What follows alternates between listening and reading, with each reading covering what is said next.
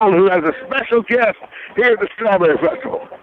Oh, my, you special guest, you're going to give him a big head. Well, he should have a big head because he is the one and only Brad. There he's setting himself up now. He'll be on momentarily. There he is. There he is. All right. Good morning, Brad. Good morning. That is the head honcho, the man of the plans, the man that has spearheaded this whole thing. Good morning and welcome to your first annual Strawberry Festival for Habitat of Humanity. Tell us what's happening. Man, we got more people than we ever imagined. We got strawberries going out the doors. Oh, out the doors. Blowing the back off the trailer today. In fact, we're out buying more strawberries because we've gone through everything we had in our trailer already. It's gone. It's gone. You got more coming? We got another 100 and some flats coming, so there'll be plenty here for everybody. Oh, that's amazing. That is amazing. I didn't think that when it was 10 o'clock, they're all gone that fast. Yep. Have you eaten the pancakes yet? Have not. Haven't had a chance to sit down to try any of those samples around here. Samples? Samples. Yeah. Oh. 1, 2, 3 ticket samples. You know. 1, 2, 3. Now, that's another thing I noticed here. There's no real cash per se. You go to all those ticket booths. That's correct. You get the tickets, and each vendor shows how many tickets it takes to. Exactly. We decided not to exchange cash.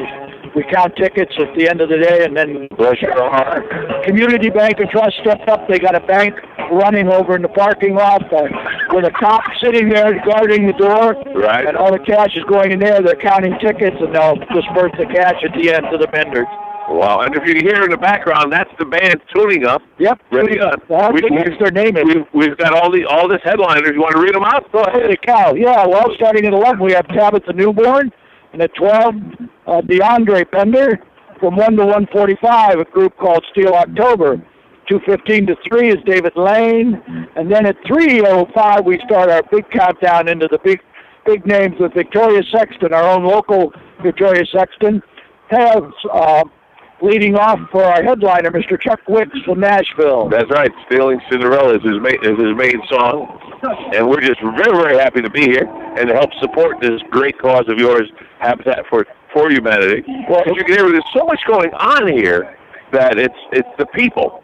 Yeah, the people are having fun. We got a whole kids zone. We got 8 bounce houses and what I call the vomit rocket. But NASA, I don't know. Yeah. They just go around in and so forth. You're going to try that later, right? Probably not. Oh, he's honest. He's probably honest. not. He's honest. And, of course, we have strawberries, chocolate dip, strawberry tart, strawberry shortcake, strawberry bread, and probably strawberry ice cream somewhere around here. And strawberry pancakes will be on till 2 o'clock. 2 o'clock, the Kiwanis Club is doing that. Yep.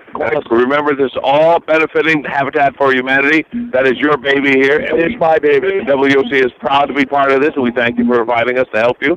And with that, I'm going to turn it back over to Tom momentarily. Brad, I thank you so much for stopping by. Again, that was Brad Nemo over here from Habitat of Humanity. This is his baby, and we're glad we're involved. We're going to ship it right back to you, Tom. It's all yours. You just wanted to leave so you can get the pancakes. I know what you're doing. Thank you. Thank you very much. It is the Saturday Sports Page. I'm your host, Tom Schmitz. Today, we're a little light in staff. Josh LaSalva is running around at a festival here somewhere. He's emceeing the festival, so we don't have Josh. Austin Statman Tatman on assignment up in Connecticut. We don't have Austin, but I do have Ryan back in the studio. Ryan, are you able to hold down the fort even though Austin is not with us? I'll do it better than Austin.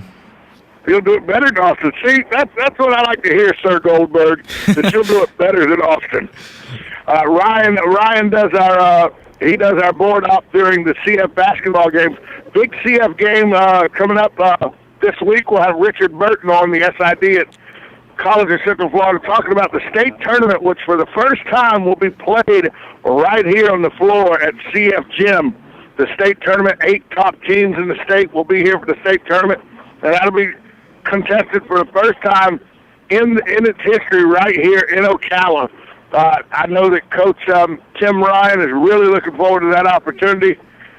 It's something when he came on the Voice of Ocala with Buddy Martin and myself about 2 years ago. Buddy asked him, Coach, what's your dream? If you had a dream in basketball, would it be to win the Final Four? Would it be to coach at a Division I program? Coach Ryan didn't even skip a beat. He said, I'd like to win the state championship for CF on the floor at CF. Well, he's going to get his opportunity starting this Wednesday night to do just that.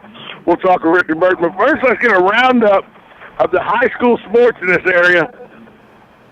Last night in baseball, Dash Winningham from Trinity Catholic, he had a grand slam in the game. Sam Atwell struck out 9, allowed just 1 hit in 4 innings. Eddie Miller struck out 2 people in the 5th. Kevin Keith added 2 hits for 4 RBIs at Trinity Catholic, 3-0, 1-0 in District 4A-6. They won last night against Hudson, 14-0. They shut Hudson out while putting up a softball 2 touchdowns on Hudson in a baseball game, 14-0. Last night, Lake Weir loses in 10 innings at North Marion, 9-6. Really tough loss for Lake Weir. Kobe Angst went 1 for 3 with a home run. Dakota Spivey 3 for 5 with a double, and Josh Hallett was 1 for 4 with 3 RBIs. They led Lake Weir. Mario Agostino went 10 innings and took the hard luck loss. He went 10 innings, gave up 9 runs, and took the loss. Bellevue beat Eastside 15-0 last night, yesterday. And Forest High School was again victorious last night. Forest is having a great baseball season. So far, they've had a no-hitter thrown. They've thrown a no-hitter this year. They've had numerous shutouts. Forest High School looks to be up on the rise. They beat Vanguard last night 3-0 in a big rivalry game. So Forest High School is having a great year so far. But Dash Winningham, that's Josh LaSalva's man crush. Dash Winningham looks to be amazing this year in baseball. Going to get, got some college offers, but looks like he may go high in the amateur draft. So we'll keep our eye on Dash Winningham of the Trinity Catholic Celtics throughout baseball. If you can hear going on behind me, I do have a sound check from the band going on behind me. So if you hear that, that's not me singing. That's somebody with talent behind me singing. So, I hope they don't think that's me. I hope you can actually hear me. I don't know how much you can hear me back in Control Central. We hear you fine. But there's a huge basketball game today. Number 1 ranked University of Florida plays LSU. They host LSU at 4 p.m. The game is going to be on CBS. And this is the first time the University of Florida has been ranked number 1 in the country in a long time. Since I believe the 04s were there, was since Joe Kim Noah and Al Horford in that game was there. This group, led by Scotty Wilbekin, is an amazing basketball team in that they don't care about stars. This is not a star-laden basketball team in the way you think stars are, where there's somebody up front who is the person, the go-to guy on this team. You never know where you're going to get the go-to guy to come from. Scotty Wilbekin some nights will be the guy. But where Florida plays, where they play, Frazier some nights is the guy. But where Florida really makes his bread and butter is on the defensive end with steals and with blocks and then getting out on the break. This Florida team, I thought earlier in the season, this Florida team needed to lose some basketball games. I thought that it was going to be imperative that they lose some basketball games to let them know that losing builds character. But they've had some tough games in the SEC. They've had to come back from 6, 8, 10 points down before they battle back. They win by 10 at Rupp Arena. They went into the University of Tennessee, a place that I thought they might lose. They won at Tennessee. They played some tough games. They took the best Ole Miss could offer for a half, came back and beat Ole Miss.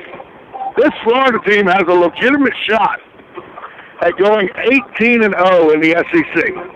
They still have Kentucky left to come into Rupp Arena last game of the season.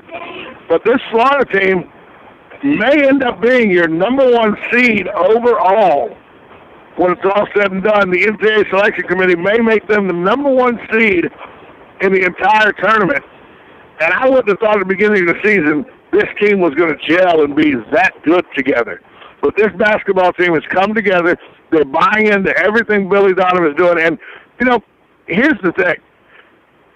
Billy Donovan probably won't win Coach of the Year. It'll probably go to the coach at Wichita State. But Billy Donovan should get a look at Coach of the Year because Billy Donovan and this Florida Gator team are on this kind of plateau to number one. On this kind of rise to number one. When at the beginning of the season, if you remember, for the first 12 or 15 games, Florida's lineup, you had no idea who Billy was going to put out there on the floor night in and night out.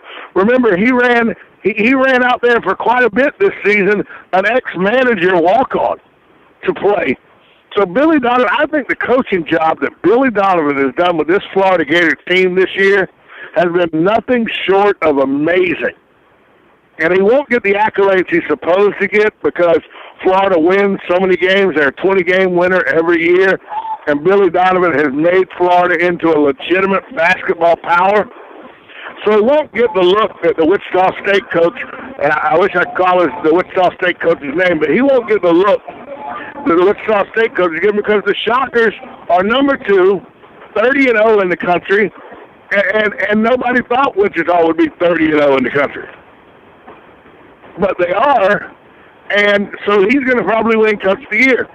But the job Billy Donovan has done with a mass unit for the most part, that's what he's played with. For the most part, Billy Donovan had a mass unit that he played with for the first 12 to 15 games of the year. You never knew what lineup Billy Donovan threw suspensions earlier in the season. Then he had injuries. You never knew what lineup Billy Donovan was going to put on the floor. And the fact that all he did was said, I'm going to play with the kids I got. We're going to play Florida basketball, and we're going to play Florida basketball effectively. It has worked this year, and now he's up to full strength. And I think with Patrick Young and with Scotty Wilbekin leading the way, this Gator team may be on the destination of a national championship again.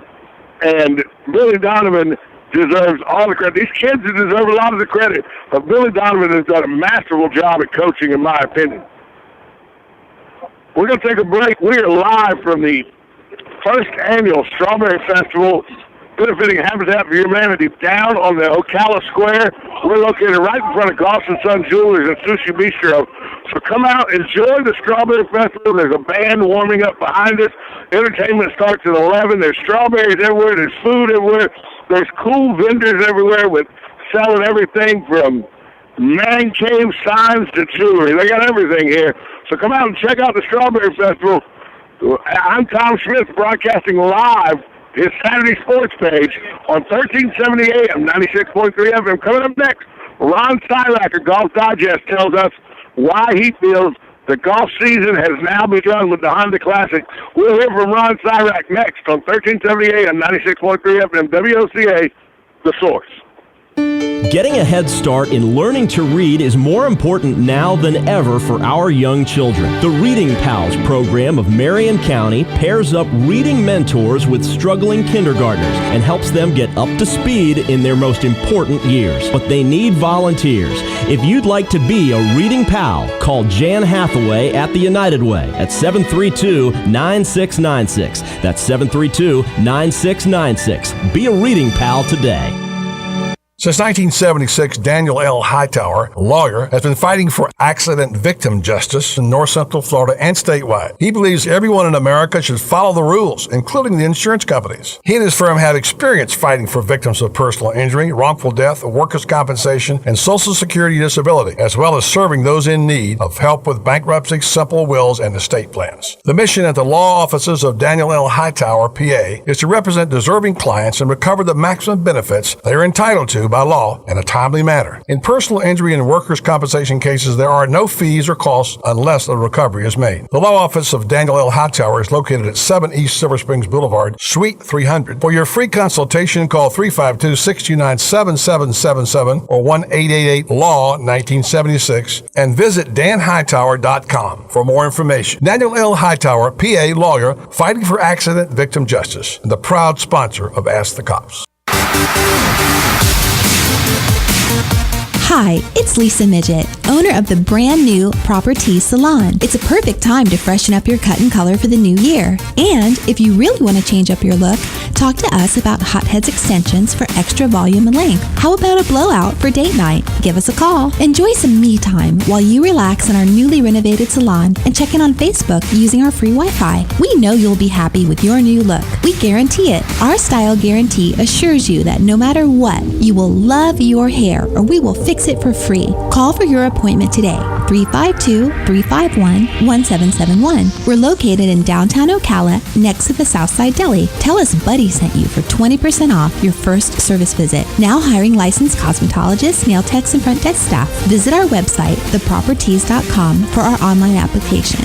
The Proper Tees Salon, timeless elegance meets classic sex. Hi, this is Joe from Damage Control Services. Join me Tuesdays at 10:30 when we discuss what to do when your property gets damaged, how to fix it fast, and get back on track. At Damage Control, we specialize in helping home and business owners recover from damage caused by floods, fires, storms, tree damage, mold, and all other insurance-related disasters. So when disaster strikes, big or small, call Damage Control Services. Call me, 352-817-6574.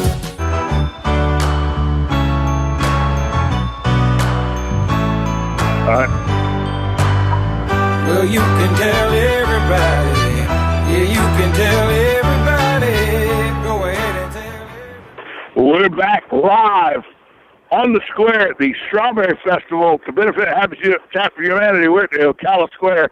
This is the Saturday Sports Page. I'm your host, Tom Schmitz. The Honda Classic underway in Palm Beach, Florida.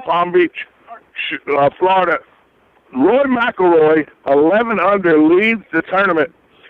Closely followed by Brendan DeJong at 10 under. They both go off at 135 to get day. Phil Mickelson misses the cut today. Misses the cut yesterday at the Honda Classic. So Mickelson done. But our own Ted Potter Jr. from Ocala, tied for 25th, 3 under par. Ted Potter is out on the course as we speak.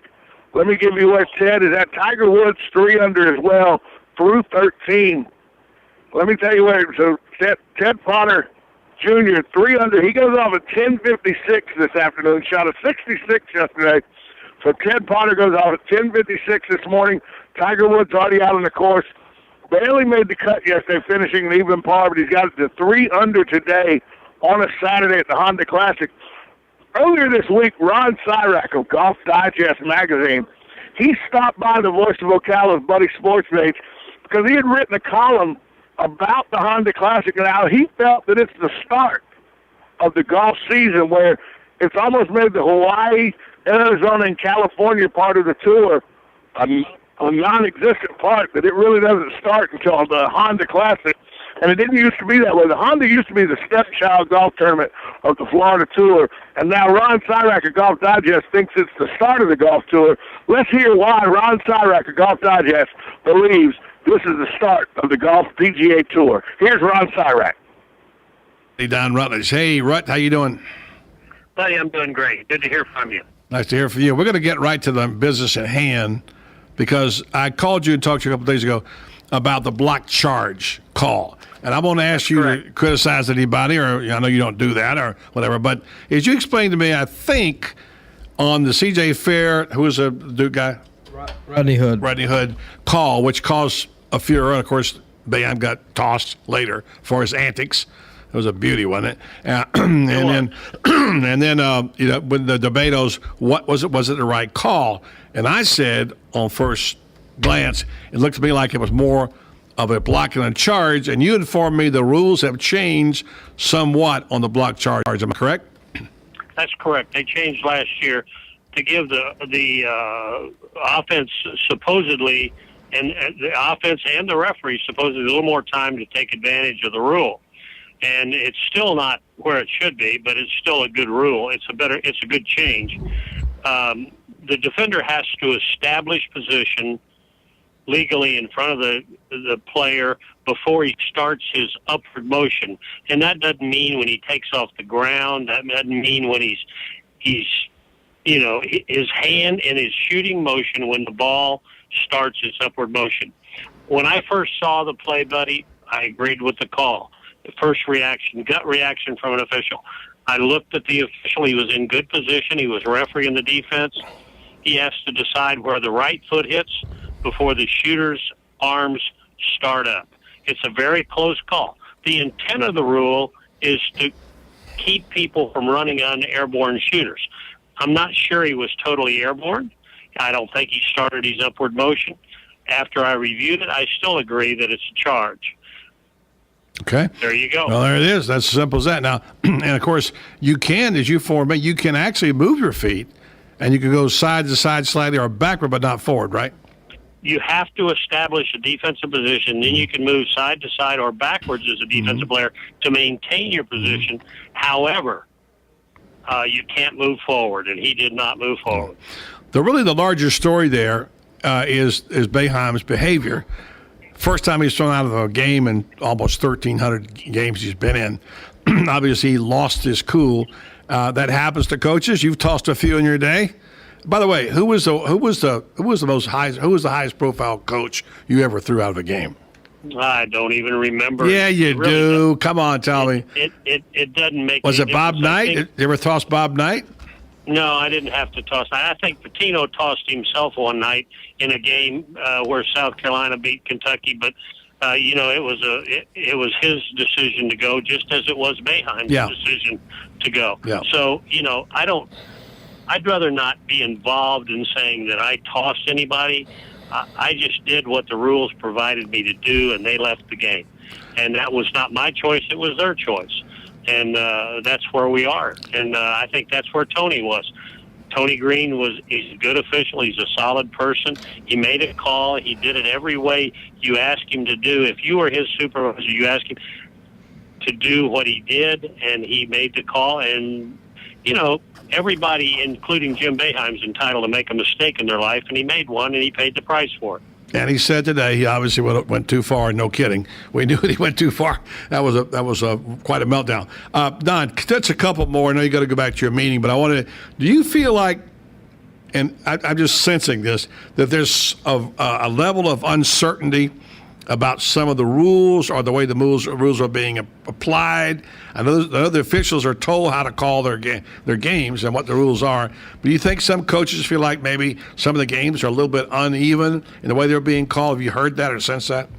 No, I don't think the coaches feel that way. I think the rules could be simplified a little bit to make officiating better, but make coaching more difficult. But the coaches control the rules committee, and the administrators control the rules committee, and therefore they're not going to change rules that makes it harder on them. They're going to continue to make the rules that they can take advantage of, and I understand that, and that's not a problem. But when you're dealing with different segments of the game, I think there's a lot of rules in the men's college game that could be changed that would make the game much more efficient. All right, give me one. Oh, backcourt. Simply letting the coach call a timeout. That's a bad rule. And the reason it's a bad rule is if he has 8 seconds on the clock and he knows he's not going to get the ball in front court, he calls a timeout. And now he gets a new 10 seconds to get the ball across the court. What are you doing? You're penalizing a defense that did its job, and you're giving an advantage to an offense that didn't do their job. Why don't they just have 2 seconds to get it across half court? Because from out of bounds, you can pass the ball in the front court. Yeah. And Don, why are coaches allowed on the floor? Those are rules in place. Obviously Boeheim wasn't, but it seems to me like they're on the court too much. Are officials reluctant to enforce that? Well, there is a rule that states if coach is on the court and complaining about officiating, it's a technical foul. If he's on the court coaching, and at places like Florida, and you can go to a number of gyms around the country, and you can find that those gyms don't have any sidelines because they want to put as many seats in them as you can. Florida can hardly sit on their bench without their feet being on the floor. So, yeah, it's a problem, but it's something that we need to address at another time. Don Rutledge, this is Tom Schmitz here. What do you say to the people that say Syracuse first year in the ACC, that call is just welcome to the ACC and welcome to Cameron Indoor? I think that's not a good thing to say. I don't think Tony Green has it. If you're a lawyer and you lose a case and you make a mistake, are you going to make another mistake to make up for that mistake?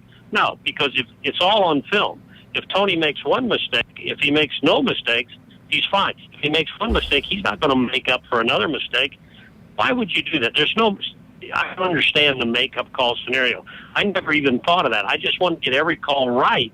And if I got every call right, then I'm in good stead with my bosses. And I really don't care about what the coaches think or what everybody else thinks. It's the rules committee and the coaches that give me games and advance me into the NCAA, just like wins advances that team into the NCAA. That's why you're a great official. We got one more from an aspiring official.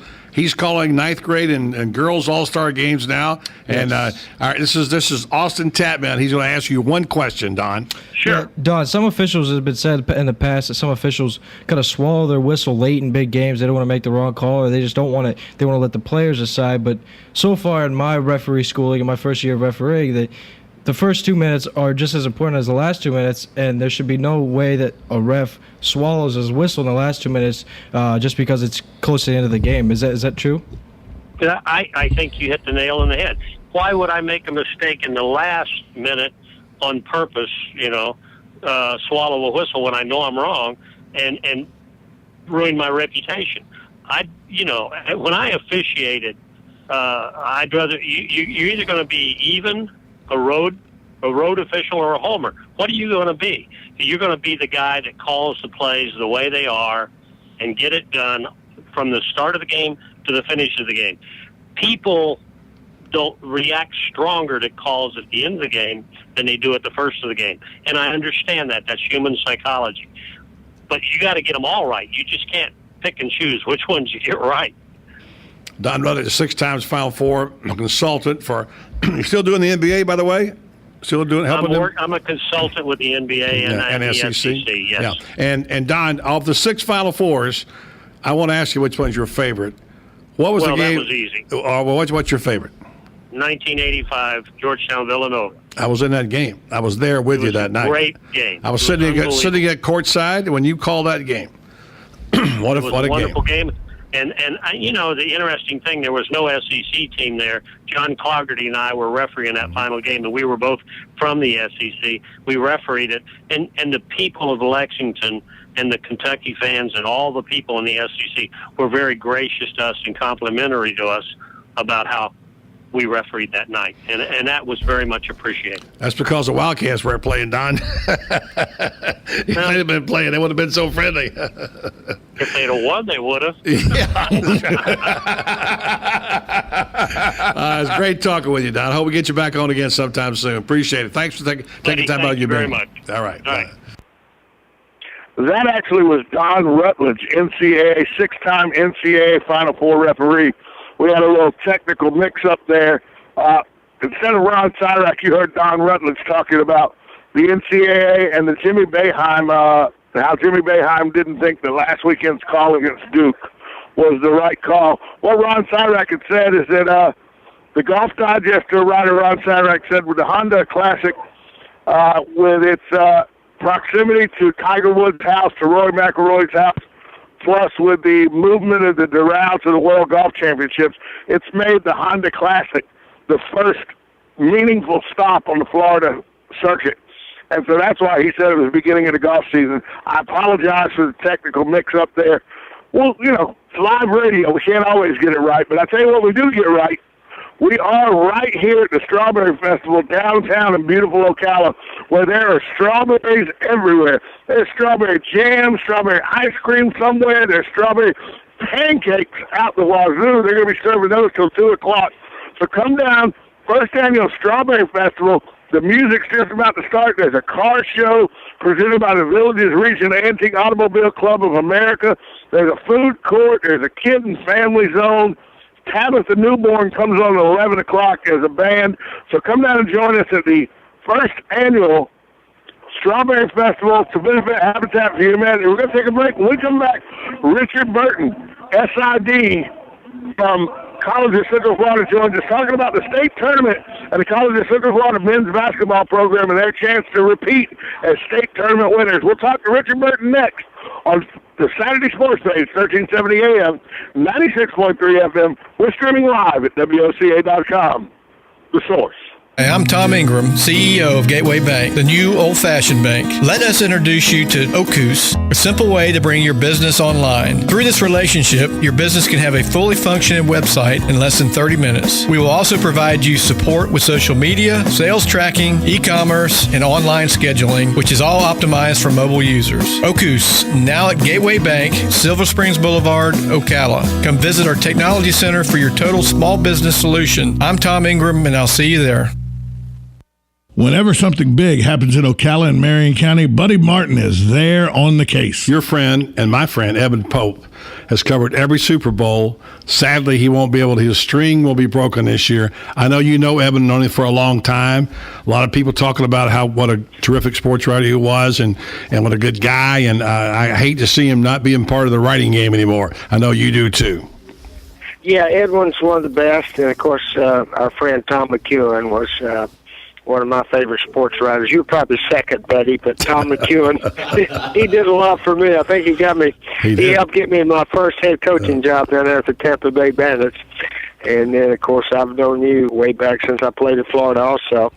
And well, Coach, I never got you a job. But I did write a column. No, you never got me a job, but you didn't get me fired anywhere either. So remember, always check out Buddy Martin on the Voice of Ocala on 1370 AM, 96.3 FM, WOCA, The Source. Need a car? Need financing? Need somebody to cut through the red tape and send you rolling down the highway? Prestige Auto Sales is the place to go. Got great credit and just prefer a quality pre-owned car at a fair price from somebody you can trust? Prestige Auto Sales is the place to go. Want to avoid high pressure to feel appreciated and be able to choose from a wide selection of AutoCheck and Carfax certified vehicles? Prestige Auto Sales is the place to go. Prestige Auto Sales in Ocala and Bellevue. Prestige, it's all there in our name. 352-507-5352. 352-507-5352. 352-507-5352. Tom. 352-507-5352. Tom! What? What is that phone number? Oh, that's our new number for the Voice of Ocala text line, 352-507-5352. If you want to reach Buddy, me, or any of y'all via text. So all you got to do is text 352-507-5352 anytime.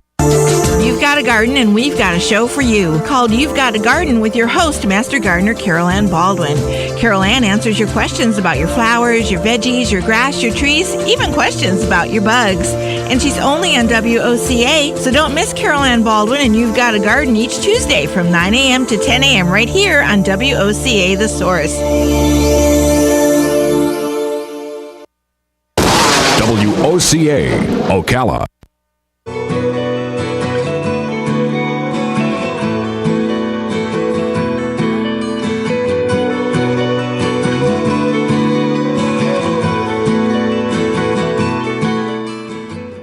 We are back live on the square in downtown Ocala at the first annual Strawberry Festival to benefit Habitat for Humanity. Lots going on down here. I'm looking at the Mojo Grill and Catering Company food truck. That's what I got my eye on. Of course, there's pancakes here, pancake breakfast by the Men's Rotary Club going on till 2. Lots of activities, fun activities for the kids. There's stuff everywhere down here. So make sure you come out to the Strawberry Festival on the square in beautiful downtown Ocala. But now let's go out to the phone. We have the Sports Information Director for the College of Central Florida Patriots, Richard Burton, on the phone. Richard, thanks so much for taking time out with us this morning. Thanks for bringing me on, Tom. I really appreciate it. Always good to talk with you guys about the Patriots. There seems to be a little basketball tournament going on starting Wednesday this week. Tell us about that. The FCSAA state tournament. We'll have the men's tournament starts Wednesday. College of Central Florida taking on Chipola that night at 8 o'clock is the main event of the 4 games. And then the following day you have the women's tournament begins. Semifinals for both on Friday and the championship game for both on Friday. This is the first year CF's held the men's and women's tournament together. Chipola College held it in Mariana from 1996 until this season. So This is the first time we're hosting both. They did host the women's from 90 to 94 in FCF, but this is the first time we have both, and we're excited about it, and it should be quite a show for the fans of Marion County. Now, it's open to the public. Anybody, it's not just basketball fans. Anybody wants to come out can come. What's something like that going to run us, price-wise? Yeah.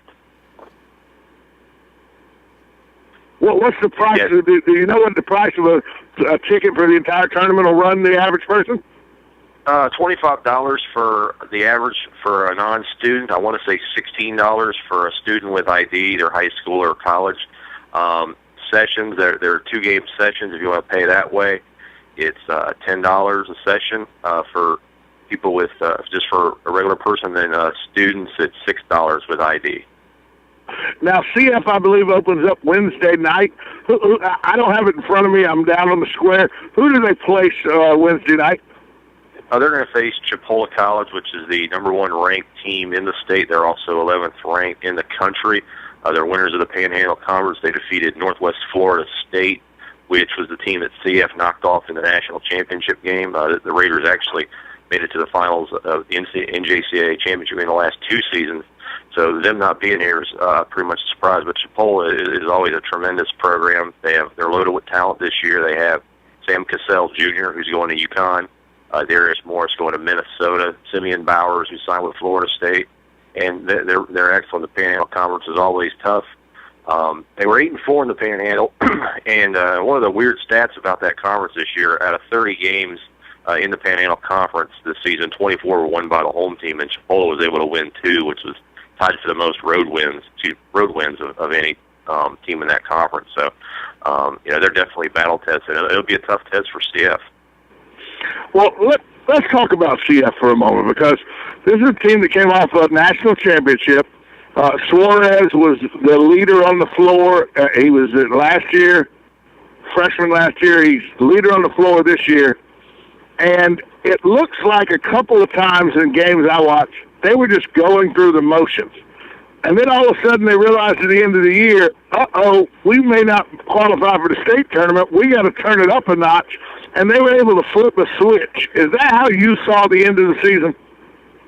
I tell you, the key is that, Coach Ron, he always preaches, you want to get better each time out. And, they did struggle there during conference. I mean, the loss of Daytona they had, Daytona made 60% of their threes that game. Everything they threw up went in. But, you got guys like you mentioned already, Suarez, Rodell Wigginton, Matthew Uchidike. They were on the national championship team last season, and I think they got through to a lot of the new players that, hey, this is serious. This is the time we got to go. And, and the real key, though, for them has been to play with Javante Douglas. He's been just tremendous in a conference season, especially in Mid-Florida Conference Player of the Year at 27 points and 13 rebounds, and did a tremendous job. And Patriots are also now starting to get contributions from everybody, and they've really turned it on. Will Ferguson and Trey Wilson, if they didn't do their part against Santa Fe, CF's not even going to qualify, because Wigginton spent about 10 minutes on the bench in foul trouble down the stretch of the Santa Fe game. So Trey came in, did a great job, and Ferguson's able to take over and play more of the points. So Suarez can play the 2-guard, which is what he played down the stretch last season when CF had Jordan Davis, who was just a tremendous point guard who's now at Tampa. So, yeah, they have flipped the switch, and now it's, they're really, these guys that are left, they know how to prepare for big games, and I think they'll be able to get their point across to the younger players. Well, I think watching the season, there was it started with we're the national champions. Then Javante Douglas jumps out of the gym and gets the play of the day on Sports Center. And all of a sudden, I think these kids thought, hey, we're CF. We can just sleepwalk through this. And I think the conference schedule kind of woke them up. Do you agree with that? Oh, yeah, the conference was very tough. Daytona State, Coach Ryan Ritter over there, he has a tremendous team. When I saw them play in the Florida Men's College shoot, I was like, wow, this team's excellent. We got Ayande Sprewell, whose uncle is Latrell Sprewell, played in the NBA. You got William Ransom, who transferred from Belen, who's tremendous in the post. You got Dylan Poston, who transferred from Mercer, who can shoot the 3. So you got 3 or 4 really good transfers. The fourth one I'm missing off the top of my head. And then they got Tanksley Effieni, who averages 16 points a game in the post. So they got some really good pieces.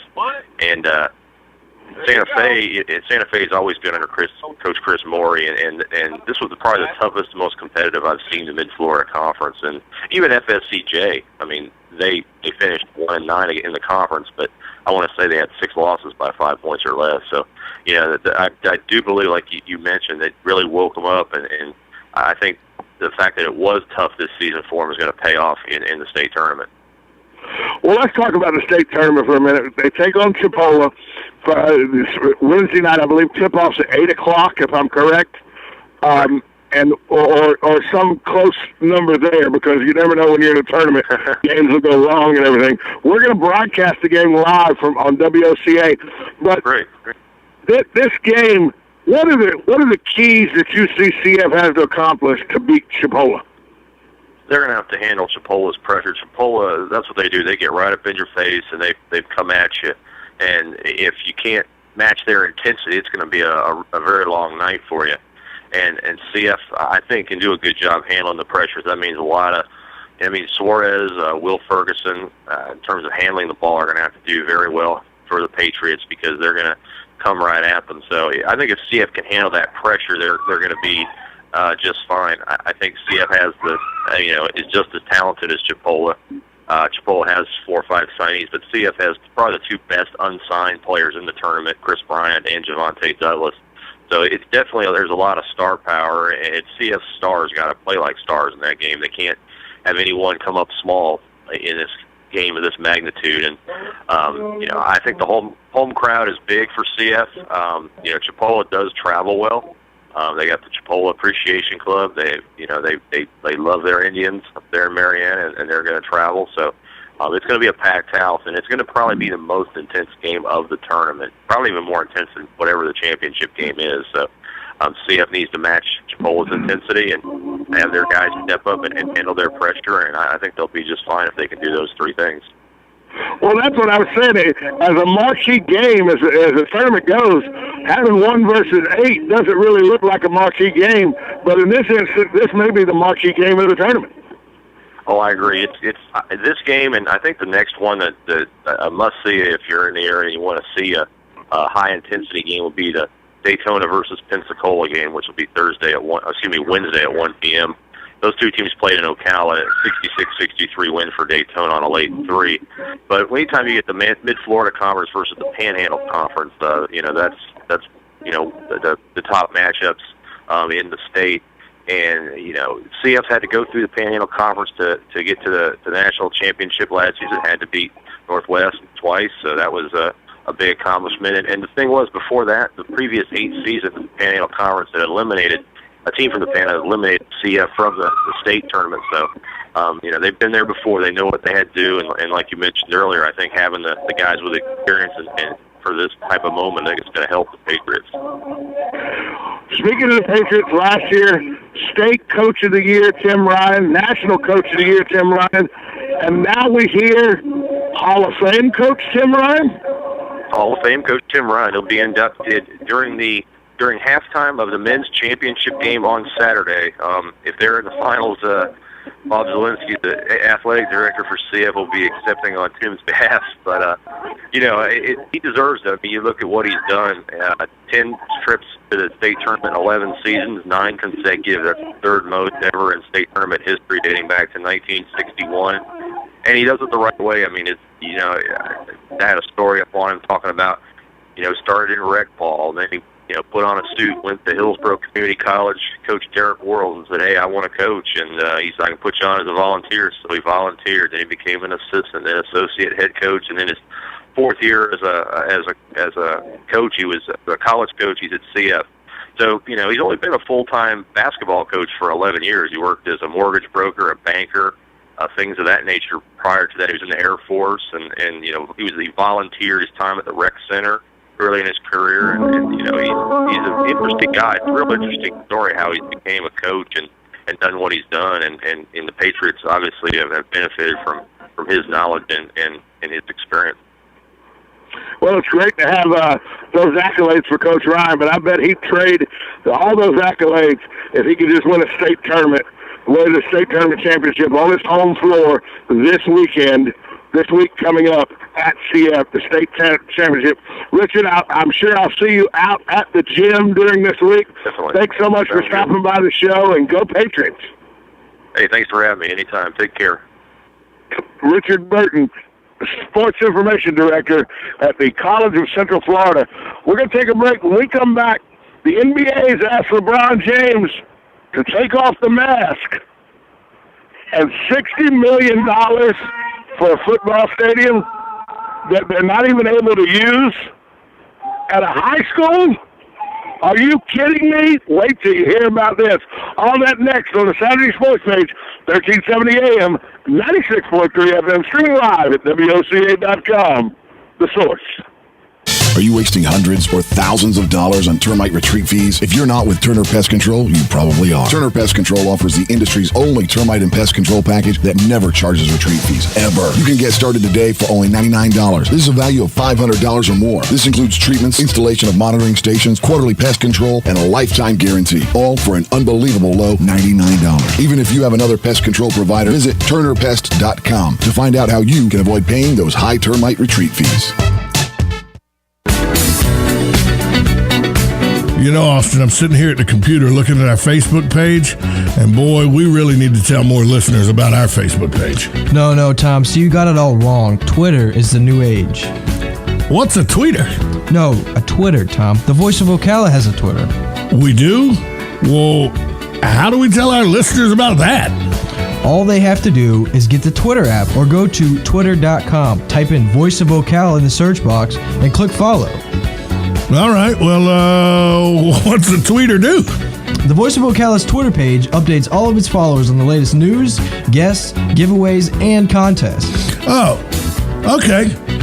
But couldn't listeners just tune in weekdays from 3 to 6 to 1370 AM and 96.3 FM, or even go to online at WOCA.com? Wouldn't that be easier? Yeah, okay, maybe. If you need a sign or a banner for your yard or your business or your campaign, I'd recommend you go to Signs Unlimited at 318 South Magnolia in Ocala. Screen printing, embroidery, digital graphics. Do what I did when we needed signs for the Save the Marion Theater Group. Go see Vic Buttermore at Signs Unlimited if you want quality work with a fast turnaround from somebody who is deeply committed to his community and always ready to assist you. There's a reason Vic's slogan is, "It's our business to make your business better." Sign up for Signs Unlimited. Call 732-7341 today. This is Austin Tavern reminding you to stay in contact with us at WOCA. Find us on Twitter and Instagram at Voice of Ocala. Make sure to become a friend of our Facebook page and call us at 622-9622.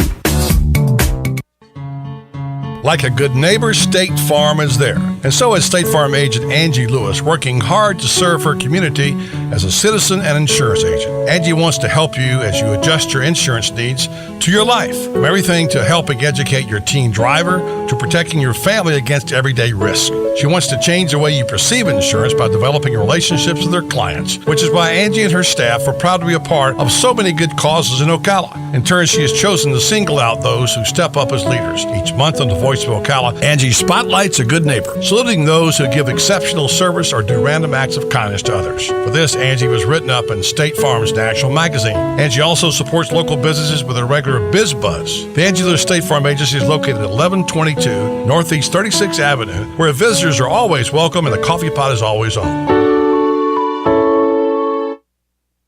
I've never seen a diamond in the flesh.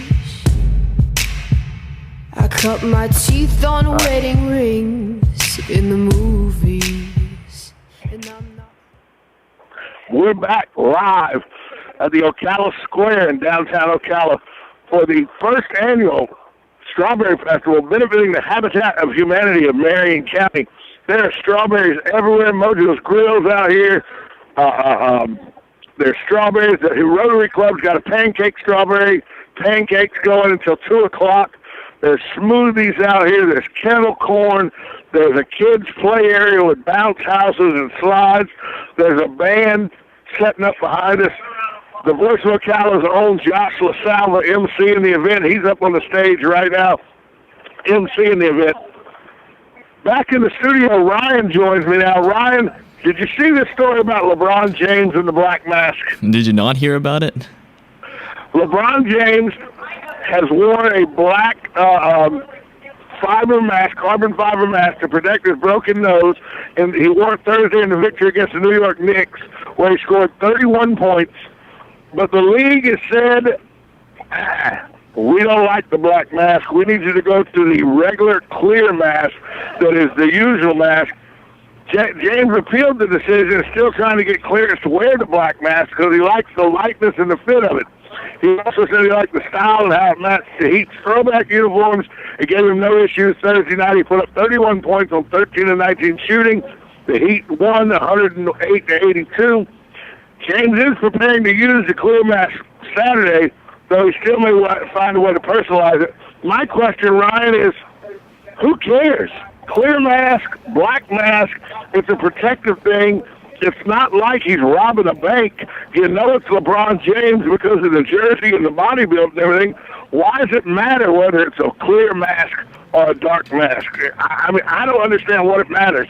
Do you understand why do you see why the NBA would take exception to this? I don't know. If I was the NBA, I would be promoting it. I think the dark mask looks a lot better than the clear mask because you don't have to see the face smushed up against the clear plastic. I agree with you. Last season, Cavaliers player Kyrie Irving wore a black mask to protect a broken bone in his face. Kobe Bryant wore a black mask in 2012 for a half to help him protect his nose from a broken nose. I think this is much to do about nothing. I think that, this actually could be a marketing tool. I know it's not something the NBA would want to market, but, it could be a marketing tool. But I don't really see the difference between a clear mask and a black carbon fiber mask. You read my mind entirely. It's not like he's making a statement that he's the Lone Ranger or that he's robbing a bank or anything. He's playing basketball and he's protecting a broken nose. If the carbon fiber mask is the lighter of the two masks and it fits him better and it's more comfortable, then I say let him wear it. Well, I just don't understand why the NBA thinks this is such a big deal that he needs to do this. The Heat host the Orlando Magic Saturday night, and the NBA says they want it to go away. According to the NBA, it's our understanding LeBron used the black mask because a clear one he was comfortable with wasn't ready, NBA spokesman Tim Frank said. But now it looks like James wants to wear it again. And here's the thing, the black mask was a huge hit among fans. James and several other teammates posted pictures with it on social media, and on Friday, the Heat started selling T-shirts with a mask James on them with the black mask. So it is a marketing tool the Heat are taking advantage of. I would think the NBA would try to take advantage of, too. Anything that LeBron wears sells. So why not have this black mask as a selling point? I don't get it. Ryan, I don't think you get it. Does the NBA get like a royalty kickback from all like the LeBron jerseys that they sell at the Heat games? With the yes, they do. The NBA they do get a kickback. So I don't understand anything that's NBA licensed. The NBA gets part of the money from. So I don't get it. If it can push sales, I don't get why you would say go away from it. But if I was the NBA, I would buy a 30-second ad during the Super Bowl or the big game. I'm sorry, and then go on with that. Promote that. You'd sell a bunch. Yeah, that's what I would do. But we're not NBA marketing guys. We're not as smart as they are. So maybe that's why we're not. That they're doing it. And we don't understand it because they're smarter than we are. Yeah. I don't know if you knew about this, but in 2012, the city of Katy, Texas. Well, the city of Katy, Texas just rejected a deal to build a $70 million football stadium in their city, and they may be breathing a sigh of relief because in Allen, Texas, they built in 2012 a $60 million stadium for high school football. $60 million for high school football. It's the home of the two-time defending Class 5A Division State champion Allen, Texas high school football program, but now it has become a disaster. The state-of-the-art 18,000-seat facility has been closed to address extensive cracking in the concrete. The news comes less than 2 years after the stadium that features a $1.3 million scoreboard. Are you kidding me? Oh, you're forgetting the best part, 192 bathrooms. 192 bathrooms, seats 18,000 people. There are cracks in the stadium's concourse. They were first discovered when the stadium opened, but now some of these cracks are 3/4 of an inch wide. So the stadium has been closed indefinitely. The Eagles Stadium, where Allen's never lost a game, closed indefinitely until architects and Pope Construction can get in there and see if it's safe or what can be done to shore it up. Only 10% of that review process has been done. A significant investment into a community that now sits empty, that taxpayers are paying for. $60 million for a high school football stadium. Are you kidding me? No high school needs a $60 million football stadium. Come on, stop it. $60 million? Are you kidding me? No, we're not. Make sure you come join us at the Strawberry Festival down here on the square. Strawberry Festival goes on until 5 o'clock. They're going to have kids. They're going to have stuff for kids to do, food, concerts. So make sure come down and join us at the first annual Strawberry Festival to benefit Habitat for Humanity. For Ryan back at Control Central, I want to thank my guest Richard Burton from the SID at Central Florida College. I'm Tom Schmitz, live from the square, saying have a great weekend, everybody.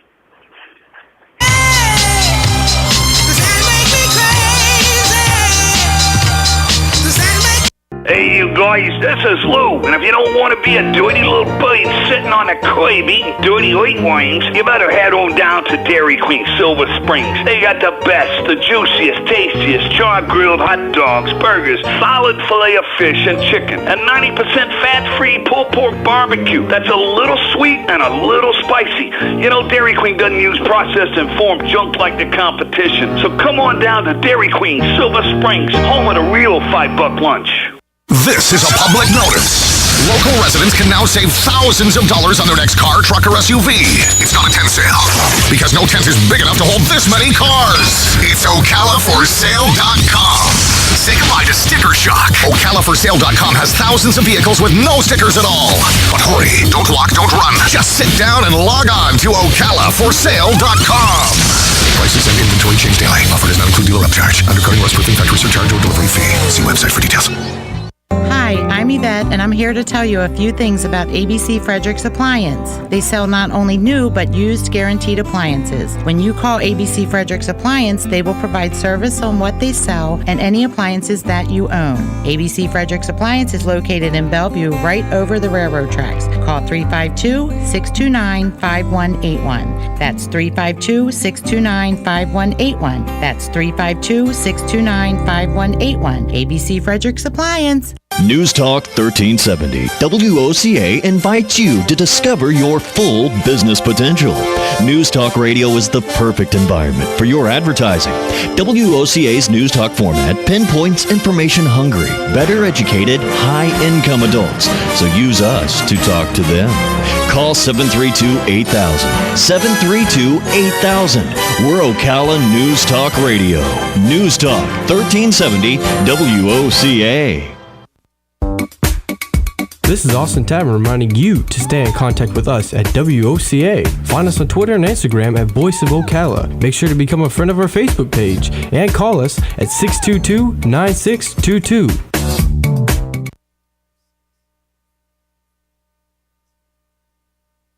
You're listening to WOCA News Talk 1370, Ocala's source for what's happening in today's hottest, up-to-date news and topics.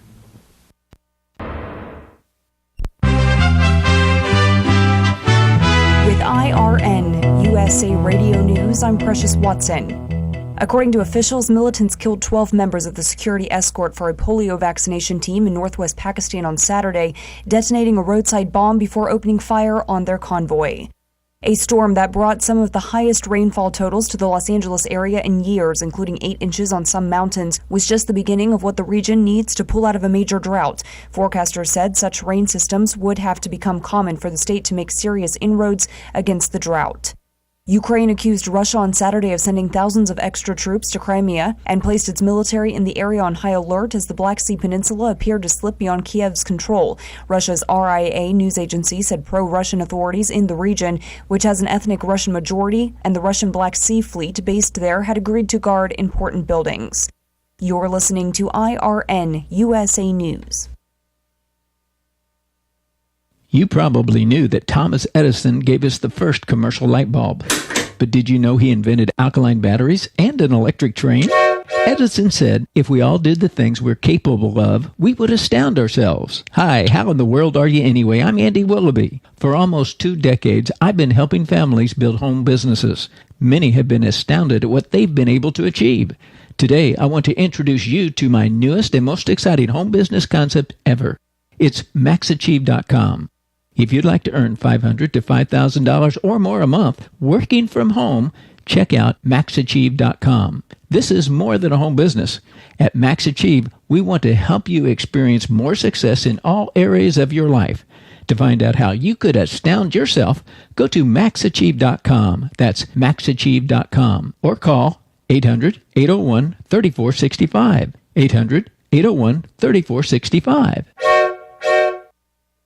A British man once held at Guantanamo Bay turned human rights campaigner told a court in London on Saturday he would plead not guilty to providing training and funding terrorism in Syria. Mozam Beg, 45, who was released without charge from the U.S. military prison in Cuba in 2005, was detained at his home in Birmingham in central England last week and charged with terrorism offenses dated between October 2012 and April 2013. He appeared at Westminster Magistrates Court on Saturday and was remanded in custody to appear at London's Old Bailey Criminal Court on March 14th.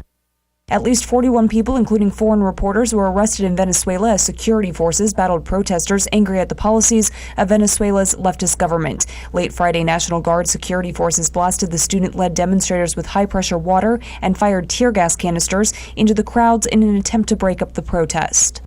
After a 4-day trial, a 6-member jury quickly found Kerry Kennedy not guilty of driving while impaired by drugs. This is IRN USA News. March is finally here, and you know what that means. It's the month to experience the greatest feeling on earth at Guitar Center's Green Tag event. Look for the green tags and get your new guitar, amp, pedal, or whatever you need for at least 50% off list. That's not a big deal.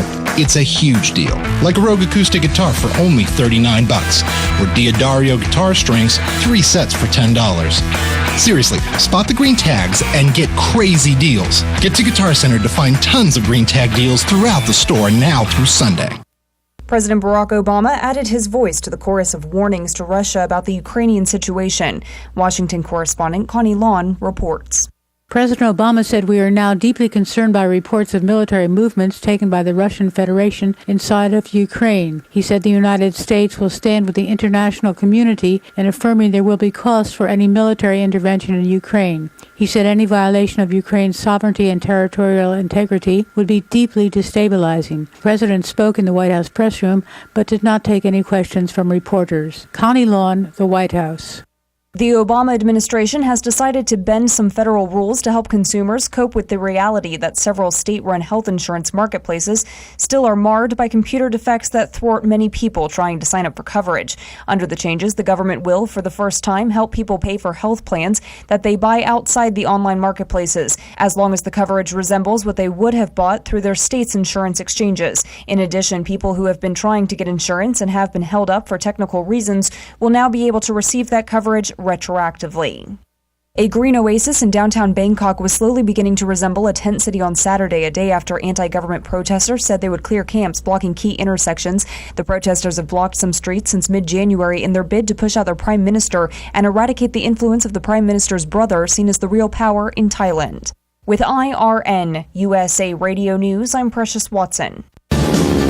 Hi, this is Brad. I want to take a moment to talk about a serious issue. In the next 5 years, the aviation industry is projected to have a shortage of commercial pilots. Now is the time to start training. Ocala Flying Club has started a scholarship for the youth of Marion County ages 17 to 24. The club will donate up to $4,000 towards a pilot's license. This will help get the student on their way to obtaining their commercial pilot license. If this sounds like something you would be interested in, or if you know someone that would be, please contact Ocala Aviation Services, 861-7484. You've Got a Garden, and we've got a show for you called You've Got a Garden with your host, Master Gardener Carol Ann Baldwin. Carol Ann answers your questions about your flowers, your veggies, your grass, your trees, even questions about your bugs. And she's only on WOCA, so don't miss Carol Ann Baldwin and You've Got a Garden each Tuesday from 9 a.m. to 10 a.m. right here on WOCA The Source. Hey, I'm Gary. And I'm Eric. Did you know that Red Eye Radio is on WOCA The Source every night from 2 to 6 a.m. and it's live? That's right. No tape shows here. We know that the news doesn't sleep. And neither do we. So we're here with you live from 2 till 6 a.m. every weekday. Call us 866-90-RED-EYE. So join me, Gary McNamara. And me, Eric Harley, every weeknight to discuss the latest in news and entertainment. Right here on WOCA The Source. WOCA, keeping you in touch with Ocala.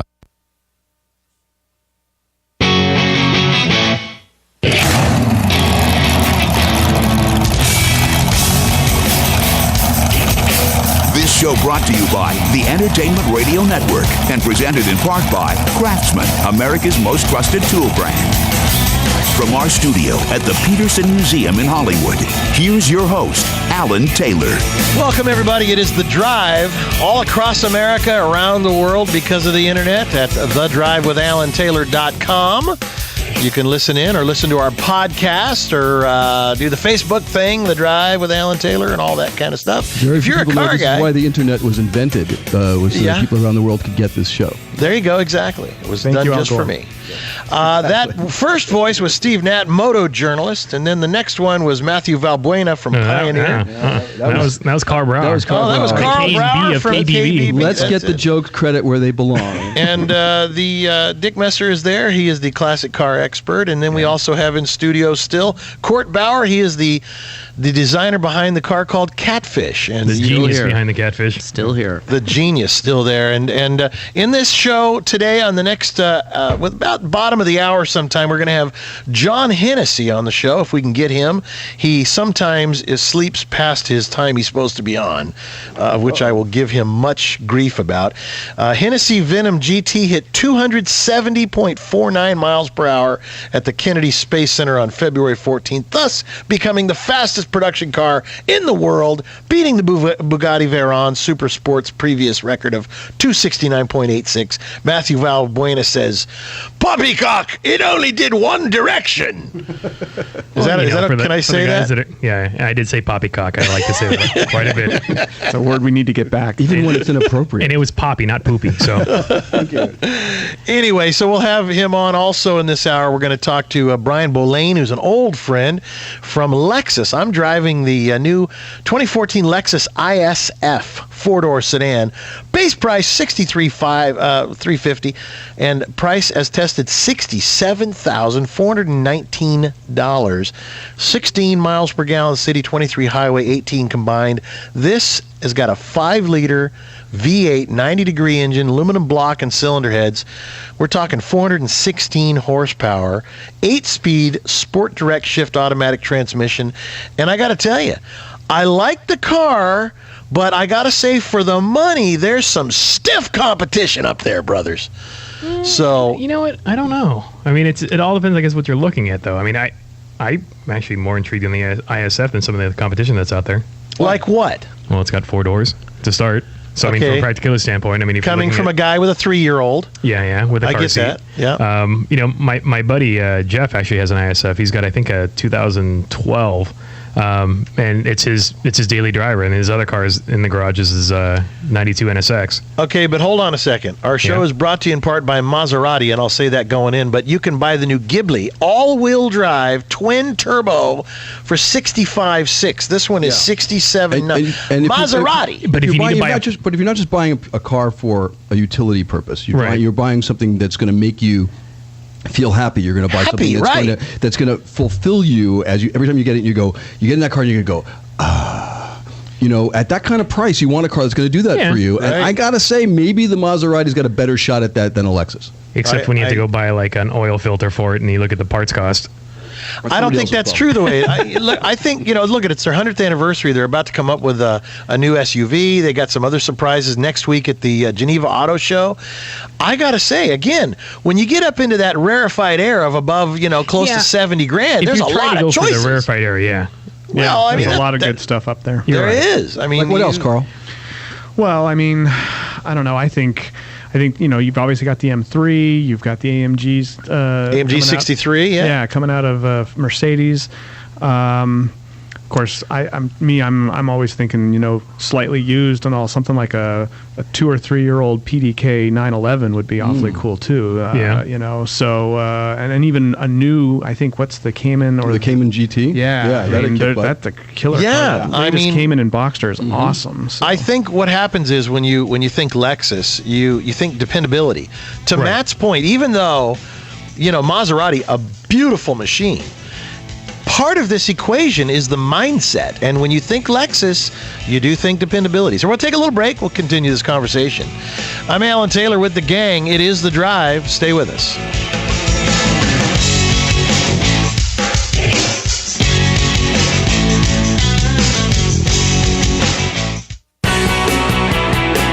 Barrett-Jackson, the world's greatest collector car auctions, returns to the South Florida Fairgrounds in Palm Beach, April 11th through the 13th. Hundreds of amazing vehicles cross the auction block. Be a part of the 3-day lifestyle event and the energy that is Barrett-Jackson.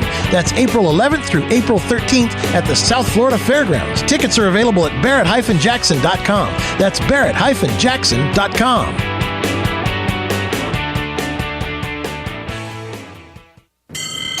Are you looking for a tool that can quickly change from sanding to cutting to scraping?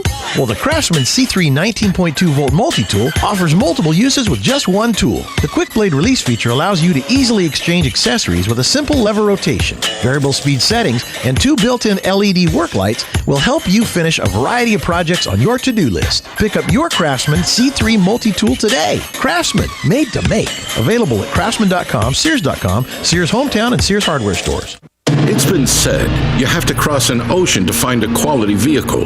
But with our Chrysler 200 sedan and Chrysler 300 being 2013 IIHS top safety picks, and Town & Country being the highest ranked minivan in initial quality by J.D. Power, we'll acknowledge that the bar may have been set over there. But when it comes to raising it, we'll take it from here. For J.D. Power award information, visit jdpower.com. Chrysler is a registered trademark of Chrysler Group, LLC. Let's say you want to make a DIY repair on your vehicle. Where do you go? Where do you turn for advice? Alan Taylor here. If you're considering free online repair advice, you might want to consider The Source. Instead of putting your vehicle at risk, rely on accurate, complete guidance from start to finish with the experts at Haynes. Every Haynes manual is based on a complete teardown and rebuild of the vehicle. They learn the best ways to do the job and make it easier and cheaper for you. Available at most auto part retailers or at Haynes.com. This is TV news anchor Ernie Adastis. And this is Father John Couture. Father, how often are the words "don't be afraid" mentioned in the Bible? 365 times. And that's easy to remember, once for every day of the year. Jesus said, "In this world you'll have many troubles, but take heart and do not be afraid, for I have overcome the world." Great advice. To learn more about overcoming fear, visit my website, messengerofjoy.com. Thanks so much, and God bless you. It's the most advanced technology available. Engineered with over 200 million sensory receptors. Its all-terrain design is beautifully formed, weather-resistant, reliable, astonishingly high performance in even the most challenging of circumstances. And it is also the finest search technology in the world. There's nothing else quite like a search dog. Be part of the search. Go to searchdogfoundation.org to see how you can help. BMW powered. You're listening to The Drive. I'm Alan Taylor. Peter, let me know when we get Bill Warner from Amelia Island. He says, got him! It is The Drive. Next week, we're going to be in Amelia Island, Florida for the Amelia Island Concours. Bill Warner joining us. Bill, Jay Leno's got to be close because I know when you're on the show, Jay is not far away. Yeah, he'll walk in the door in just a second. And I'll just sit here and hum and, do whatever's necessary. There you go. So, Bill, Dick and I are going to be out there at Amelia Island Concours. You guys, this is the most amazing, beautiful car show on Earth.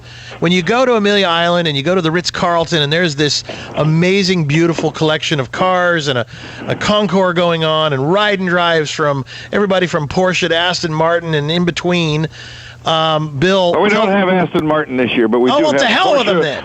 Porsche, Mercedes, Jaguar, Ferrari, Maserati, Lamborghini. They're gonna, All right, let me back up. Let me back up. It's from anything from Porsche to Maserati and everything in between. Is that fair?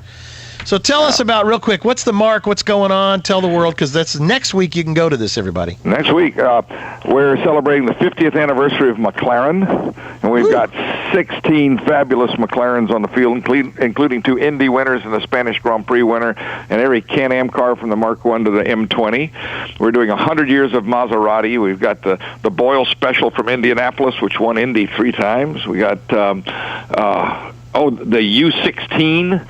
The 2 8-cylinder engine Maserati coming from Lawrence Ariana, which is a fabulous car. Wow. We're doing American Underslung, or the Underslung cars from the early teens. We're doing plastic Porsches from 904 to 962. We're doing Chrysler Concepts from 1941 to 1963. Wow, with the Delegants. And we're doing, Ralph Morano from New Jersey is bringing his collection of 10 Packard Concepts, including the Balboa and the Pan American. It's going to be wild, Alan. I'm telling you, I had no idea. I still have no idea what an underslung is. I thought it was something you find in an old folks' home in the underwear department. That's why you go to the show, Alan. That's right. It all depends on where your mind is, Alan. You can always count on where Alan's mind is. Yeah. Hey, Dick, how you doing? Good. The other thing is we got 2 seminars which are terrific. We've got the great Offie drivers plus David Hobbs, which is kind of funny because I said to Hobbs, you drove an Offie at Indy. Why don't you come be part of the panel? He says, I wasn't great. And then Bobby Unser said, Hobbs, why are you inviting Hobbs? Hobbs was just a field filler. I said, but he's entertaining and he's fun, and he did finish 5th. Is that what he sounds like, really, when he speaks? Yeah. Super.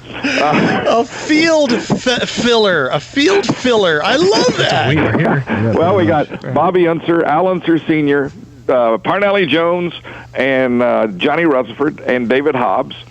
And Tim Considine is going to be the moderator from Out Your Way. Yep. And then on Saturday morning, we've got Ray Evernham. Yeah. And Bobby Ray Hall and Alwyn Springer and Bob Tullius and let's see, what are they doing? What are they doing? They're not just going to stand there. No, it's going to be a seminar on managing race teams. What time is that going to be? That's going to be 10:30 on Saturday morning. Well, then we should get him in, earlier on the show, dude. We can do that. Yeah. Oh, and John Meekum. And John hadn't come out.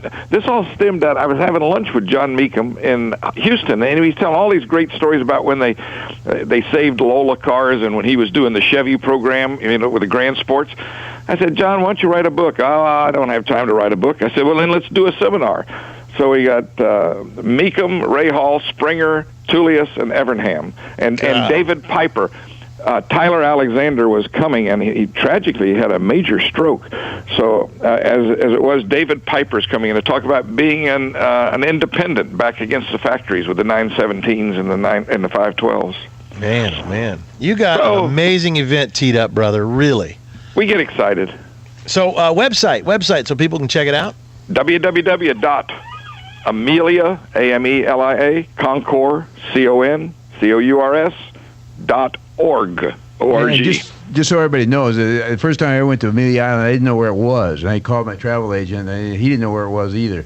It's just north of downtown Jacksonville, Florida. So you people are listening in that want to get down there. Jacksonville is a fabulous town. It's worth going to. This Amelia Island Concours is the best in the country, no doubt about it. But it's just 25 miles north of downtown Jacksonville, Florida. We've got a lot of stations in Florida, by the way, so you Floridians, make sure that you get down there. I know that we have WCCF 1580 in Punta Gorda, Florida. This is probably close enough for you to drive over there. Oh, yeah. Great weekend. Yeah, Punta Gorda is about 4 hours, 3 hours. Hey, I'll go that far for a great car show. Come on. Yeah. Dick is wonderful. It's like the guy who bought the shaver company because he liked the shaver. Dick came over 10 years ago and liked the Jacksonville area so much he bought a house in Ponte Vedra. I tell you, that's where I'm staying next week. Bill Warner, thank you very much. We'll see you next weekend. Thanks, Alan. Dick, have a See you safe next trip. week, Bill. Yeah, Amelia thanks. Island Concours. It's going to be absolutely awesome. I've been about 5-6 times now, and this is going to be another one of those fun years, and so now you know what it'll be like. We'll come back. We'll talk with the corporate marketing, communications, and product marketing manager for Lexus. Find out what they're going to be showing at the Geneva Motor Show next week. And I'm driving one of their nice machines right now, the LSF. Stay with us, everybody. It's The Drive, brought to you in part by Brembo, the choice of champions. Brembo Brakes. Stay with us. In the state of Indiana, she's a runner, rebel, and a Did you know that Marion County has a vast equine business? Tune in every Friday at 9:30 for Horse Sense, when we connect, communicate, and educate you on ways to participate in and enjoy all the equine adventures this area has to offer. Sponsored in part by Infinite Day Spa, Almara Arabian Horses, and Florida Thoroughbred Breeders Owners Association, FTBOA. Fridays at 9:30 right here on The Source. I'm a different breed.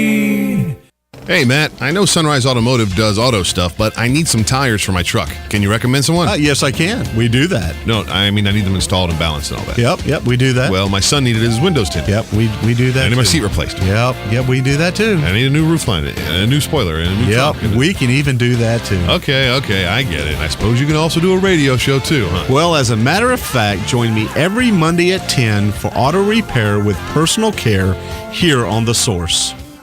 Of course you do.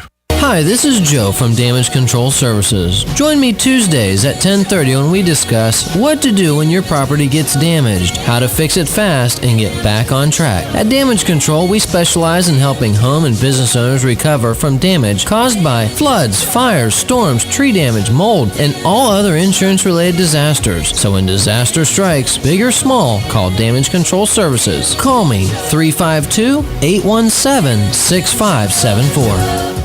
Good credits, bad credits.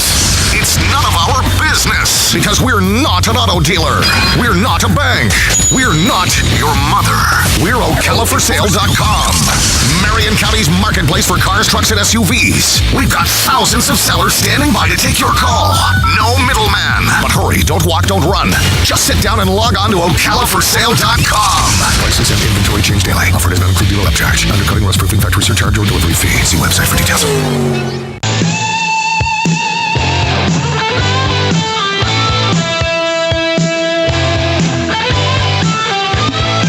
It is The Drive. Thanks for joining us. Evidently, we don't have a phone number for the Lexus dude, so when they get that figured out, they will tee him up. That's great. That's the way it is when you have a good producer, Tim Berg. Gonna break your legs. Anyway, that's life. But we have enough people. Okay, let's throw him under. Throw him under it right now. Anyway, we have so many people in the studio, it really matters not. Speaking of that, so we have Steve Natt, moto journalist, for many years, been doing shows, hosted a show for us, a motorcycle show that was Cycle World, then it was Motorcyclist, and it's like he's our moto journalist for this show. And Steve, someday we'll get you back onto your own show because you do a very good job. Classic car expert, Dick Messer, and from KBB, Carl Brower, Kelly Blue Book, Carl Brower is here. Pioneer Electronics, we have Matthew Valbuena, who's our tech guy.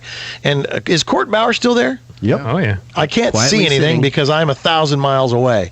Anyway, guys, let's just, we were talking about the Lexus I was driving, right? $67,419 as tested. I love that. But in that range is the Porsche 911 and the Cayman if you really want to buy something from Porsche. And then you have the new Corvette, the C7, you've got an M3, you've got a Maserati Ghibli, you've got, my last car, you can buy a fully equipped Shelby GT500. Of course, they're not going to make those for low. So there's a lot of cars in that. S4, right? There's a bunch of others. Yeah, Audi, like 3 FRSs. So Brian Bourlaine is on the line, corporate marketing manager, communications, product marketing manager for Lexus. Brian, there are so many cars in this category. And so I guess the big question is, Lexus was always such a luxury car company, and now you have this F, the performance brand of the sport. What do we call it? Is it the sport side of Lexus? Yeah, I think we're starting internally to almost refer to it as the other side of Lexus. Oh. So, F has been important to us for about the past 6 years or so since we introduced the first ISF. And then, of course, we followed that up quickly with the LFA, which I'm sure you're very familiar with. And now, of course, the RCF is coming this year. And you're about to go racing, and a GT3 version of the car will be available to race teams within the next 12 months. That is like wild for Lexus, brother. It's a nice new dimension to the brand, I think. It allows us to speak to a new consumer, and frankly, it makes the brand a lot more fun. Yeah. Well, I have to say that this F thing for Lexus has pulled Lexus out of the, and I don't say this as a slam, but the old folks' cars, because, look, they're a luxury car, and it wasn't a young person's car, and now, like Matthew Valbuena, what are you, 31? No, I'm a little older than that now. I'm 34. 34? Oh, my God, you're almost over the hill. He looks 40 if it's any competition. Nice. So the younger folks, because we were talking about this before you got on the air, the younger folks are looking at Lexus now because of what you've done with your sportier side with the F. Yeah, for me, I got turned on to Lexus right when the first IS came out. When the IS 300 came out, I thought that was what kind of got me interested in the brand. And now with the subsequent IS 250, 350, and then, of course, now with the ISF, that's really what's got kind of me interested. Yeah, and it's interesting, the IS actually has always been, for us, of course, the youngest car in our lineup. And actually, maybe surprisingly, the IS is typically the youngest car in the luxury industry. So it has done a really good job at attracting a younger buyer for Lexus. And I think with the introduction of F and now F Sport, which makes F a little bit more accessible for people, we see a take rate on the F Sport within the IS family of about 50%. So there's a pretty high willingness, let's say, among the consumers to view Lexus in this different way that includes performance. F Sport, explain what that is to folks. So, the F products, of course, are in pretty rarefied air in terms of pricing. The ISF is typically in the $60,000 to $70,000 range. So we felt like we wanted to make F more accessible to the market. So F Sports takes a lot of the handling expertise that we've developed on the F side of the brand and brings it into 5 of our product lines. So IS and GS, CT, LS, RX all have an F Sports product available in the lineup that really enhances the handling. So what you're saying is, at the end of the day, Lexus is no longer just a luxury car company. It really is a full-line car company. Yeah, I feel like it's a really well-rounded company now because we haven't walked away from any of the things that gave us heritage. Customer satisfaction is still our number one goal, and, of course, value and so on. But I think that for the last generation of products that came out in the last 2 years, we really put an extra focus on driver engagement, and you're not going to see that go away. What are you going to do at the Geneva Motor Show next week? So Geneva's great because, at Tokyo we introduced the RC Coupe, and then in Detroit we introduced the RCF, so the high-performance version of RC. And in Geneva we're going to show the RCF Sport. So we will have then shown the entire RC line, and the RC line is our newest coupe that's built off of a modified GS platform. Well, is it a shorter wheelbase? Yeah, it is. It's the width of GS and roughly the length of the old IS. So it's a very, very wide vehicle, very planted vehicle, definitely geared toward handling. Well, listen, I appreciate you taking your morning to jump on the show with us. I just thought it'd be a good time to chat about what Lexus is doing. It's an impressive machine, the ISF that I'm driving. I got to tell you, it's very docile, but when you smash the pedal down, watch out, America! Alan Taylor behind the wheel of a monster machine with 416 horsepower.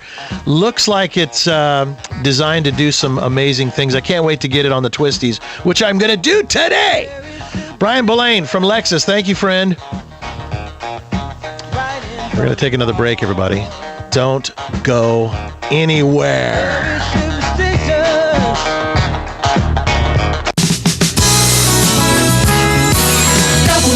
WOCA. Ocala Radio, WOCA. All right, we are going to check in now live with Joe Martone for a last-minute, up-to-date what's happening at the Strawberry Festival going on right now in downtown Ocala. Joe, are you there? I am here, and if you could hear it in the background, Tabitha is singing right now. We have groups coming on all afternoon, and then, of course, the headliners between 3 and 5. That'll be Victoria Sexton and Chuck Wicks, and they'll be on live. We'll be here all afternoon. We'll be here till 5, like I said. Stop by. Remember, it's all free. Stop in. There's no charge to walk into the area. There's a lot of vendors of food, crafts, and all everything in between. A lot of entertainment. We have a kids zone where the kids can play and have fun. Remember, it's because it's for the habitat of humanity, and that's what the first annual Strawberry Festival is. And Brad was on stage earlier, Brad Nemo, who is the head of the habitat in the area. Was he singing? And is the National Post, and he mentioned that it's going to happen again next year already. Was he singing? No, he was not singing. No, he doesn't sing, and he wouldn't dance either. Well, what are you going to do? I tried to get him to go on that NASA vomit machine. He wouldn't go on that either. So the vomit ride, he wouldn't do it, huh? He wouldn't do it. He's smarter than I look. Yes. Well. So are you going to do it? It's a good crowd here. It's a very, very big crowd now. We have a line here for kettle corn here. There's a line of Mojos. Those are the two vendors that are in front of us directly. Have you walked around to see all the vendors, or you been at the booth all day? I've been in the booth all day, so I haven't had a chance to walk around. But probably this afternoon, I will take a walk around and look at all the vendors. But there are over 80 vendors here. And like I said, the weather is calm, a little breeze. It's starting to warm up, but it's still overcast. But it's not bad at all. Not bad at all. Well, it's a nice day to be out and about while you're walking around. It's not raining. It's not too hot. That's nice. Exactly. No rain. And like I said, they ran out of strawberries, and they got a whole other tractor trailer full that came in. So that's the news right there in a nutshell. Give you an idea of how many people are here. All right. It is a good runner-up to Light Up Ocala. All right. Well, we will pop in ourselves and grab some of those strawberries. Is the second truck still full, or are they dwindling down? I don't know if the second truck has been emptied yet or not, but I just know that they are here. All right. So stop by and strawberry pancakes, if you want those. They have strawberry shortcake. It's here. Come on by, say hi. We'll be here till 5, and we'll talk to you. We've got our giveaway package that we're giving it away, and we will talk to you later on. All right, sounds good. Go down and see Joe and all the crew at the Strawberry Festival, the first annual Strawberry Festival benefiting Habitat for Humanity. Show is brought to you in part by the world's greatest collector car auction, Barrett-Jackson. Visit barrettjackson.com for more information, and you'll want to know the next one is at Palm Beach, Florida. I know that I will be there trying to do some live coverage. It is April 11 through 13, April 11 through 13 in Palm Beach, Florida. You'll be able to watch it on Fox 1, 2, 3, 4, 5, 6, and 7 because Fox has so many different iterations now, whatever it is. But check your listings. Barrett-Jackson. Again, a lot of folks in the studio. We're going to be talking to John Hennessy, hopefully, here in just a few minutes. Carl Brower from Kelley Blue Book, Matt Valbuena from Pioneer, Dick Messer, classic car expert, Steve Natt, moto journalist, and Court Bauer, maker of the Catfish. Check it out at BauerLTD.com. An amazing machine. Court, is it Court? Did I get that word? Cord. Okay, let me check. C-O-R-D. That's it. What do you drive? If we're talking about Lexus and Porsches and all these Maserati. What do you drive when you build a car like the Catfish? I need something that can haul stuff. So I've got a pickup truck. No, I've got an LR3, and I'm thinking of actually changing to that new Ford or the diesel Dodge. Really? The four-door pickup, because I just need utility. When I want to go have fun, I hop in the Catfish. But I have 3 kids, so utility wins over impracticality. That every Dodge Diesel time. goes quick, man. You'll enjoy that. You get. It's got good suspension. It hauls ass. I don't know why they don't. Wait a minute. Are you talking about the half-ton diesel? Yeah. The Ram. Yeah, the 1500 Ram. Because it was seemed a little anemic to me when I Sorry, first it's not a Dodge anymore. It's a Ram. Yeah. I never make that. But it was like truck of the year 2 years in a row, this year and last year. So it's really a good truck. Let me ask you that rear suspension too. The independent coil suspension. It works. What do you want diesel so you can tow and get good fuel economy? Is that kind of the end of the story there? Absolutely. I don't know why it's done more. And then when you look at the diesel engine that lasts for 200, 300,000 miles, you get great gas mileage. The truck does everything it's supposed to do. How many miles are on your machine right now? My machine right now? 145. On your Land Really? Rover? I was going to say, who keeps cars that long anymore? I usually don't keep a car that might be a long. record. I don't keep. Yeah. I've got a Mercedes R500 as well, and that one's got low miles. But again, it's a people mover. R500. You're talking about that weird hearse-looking Mercedes? Hey, that's a shooting brake concept. That's what it was. And that's what BMW's knocking off with their 2 Series Sports Tour. That looked like a shooting turd concept. It is an awesome car. Ugliest car on the road. No. It's not like 4-wheel drive. You're thinking the Chrysler Pacifica is what you're thinking. Well, there you go, both of them. Yeah, and it's got a longer wheelbase than an S-Class. It drives. Now, I'm not talking about what they drive like, but some of the designs. Yeah. Did you have a diesel version of that? Is it the diesel? I wish. The Blue I Tech? wish. That was awesome. All right, I want to get guys just while we're doing this for a minute because we're going to get John Hennessy in a moment talk about his 270 mile an hour car. But theoretically, favorite cars starting with Carl Brower. If you could buy a car today, what would that favorite car be? Honestly, I think at this point for my needs, I'd love the new Range Rover Sport. I don't know if any of you have driven it, but the newer Range Rover Sport, 700 pounds lighter, just super. And talk about it's another Swiss Army knife, like those full-size GM cars, GM trucks we were talking about. You can do anything with that thing. All right, go Dick anywhere. Messer. Dick Messer, if you Yes, could sir. go out and buy a car, which we know you can, so there's no if, what would you go buy today if it was like time to go buy a car? I can't buy a new car, Alan. I'll tell you why. The technology in these things Killing just befuddles me. He doesn't know how to turn. He doesn't even know how to start it. Well, I'll tell you what. I got a 1989 Jimmy. I've had it since new. It's a great car and all that. But the radio went bad on it. I took it into the radio shop. I said, "Give me a radio where I just turn the button, turn it on, and hit the buttons No to get the such different thing. stations." Too bad you don't know anybody at Pioneer. Can't get it. Can't Okay, get it. They don't Dick, have I it got anymore. one for you. I got one for you. Say, Alan, I'd buy the new Catfish. Yeah, that doesn't even have a radio. Well, yeah, I mean, no, we're talking. It doesn't even have doors. I know. I got a couple even of easier. those. I got a couple of hot rods that are pretty close to that Catfish. But All right. No, I 2008. I'm You're done. hanging on to my 2008 and all You're older done. cars, and I'm Yeah. done. I don't blame you. I hear you. I I hear don't you. want a new car. I hear you. Matthew Valbuena, the opposite end of the spectrum. What would you buy if you could just go out and buy whatever the heck you wanted? If it was just like fantasy and playing with other people's money, I'd probably pick like one of the last generation NSXs up just for fun. But if it was something like actual practical, like go out and spend my own money. But there you go, 90 to 95. Those aren't even that expensive. Yeah, and so I mean that would, and that's not even. Yeah, you're right. You're not really aiming very high there, Matt, at all. No, they're damn good cars. Yeah, I'll take a Veyron. Anyway, go ahead. But Yeah. No, but within reason. Within reason. Go ahead, Matt. Yeah, and then I was gonna say, but I mean, I'm still looking at getting a new car, but like we've talked about before, like the things that are on my list are like the Focus ST, the new Mazda 3 5-door, the Mazda 6, the Nissan Juke, anything with a 5-speed that gets at least or a manual transmission that gets at least 30 miles per gallon highway is what I'm looking at, and around that 25K ballpark. So wow, there you go. Nice. All right, Subaru WRX. I've got a very short list, Alan. Okay.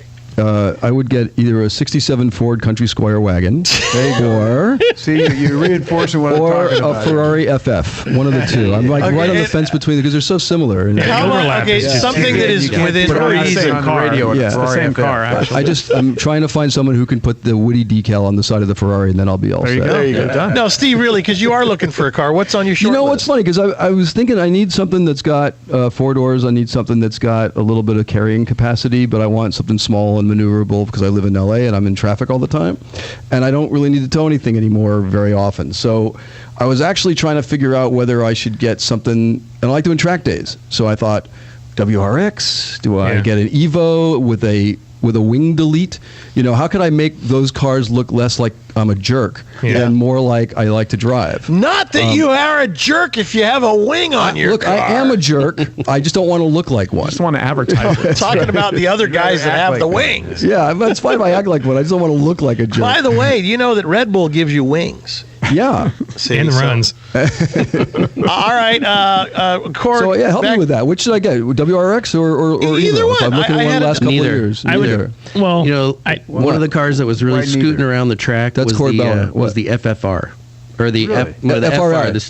The Subaru. Well, it's a two-seater. Yeah. That's the problem. I'm thinking those other cars are four doors. I got a little more space. I can throw some wood in the back at the lumber yard, whatever. Yeah. At least that car's got the same as WRX. At least when you go to the Subaru dealer, it's not a ghost yard like it is at the Mitsubishi dealer when you only have like the right. I don't have a Mitsubishi dealer within 20 miles. Subaru will probably still be selling cars 5 years from now. Yeah. So the question back to Cord. Okay. Did we determine what you would buy if you said a pickup truck?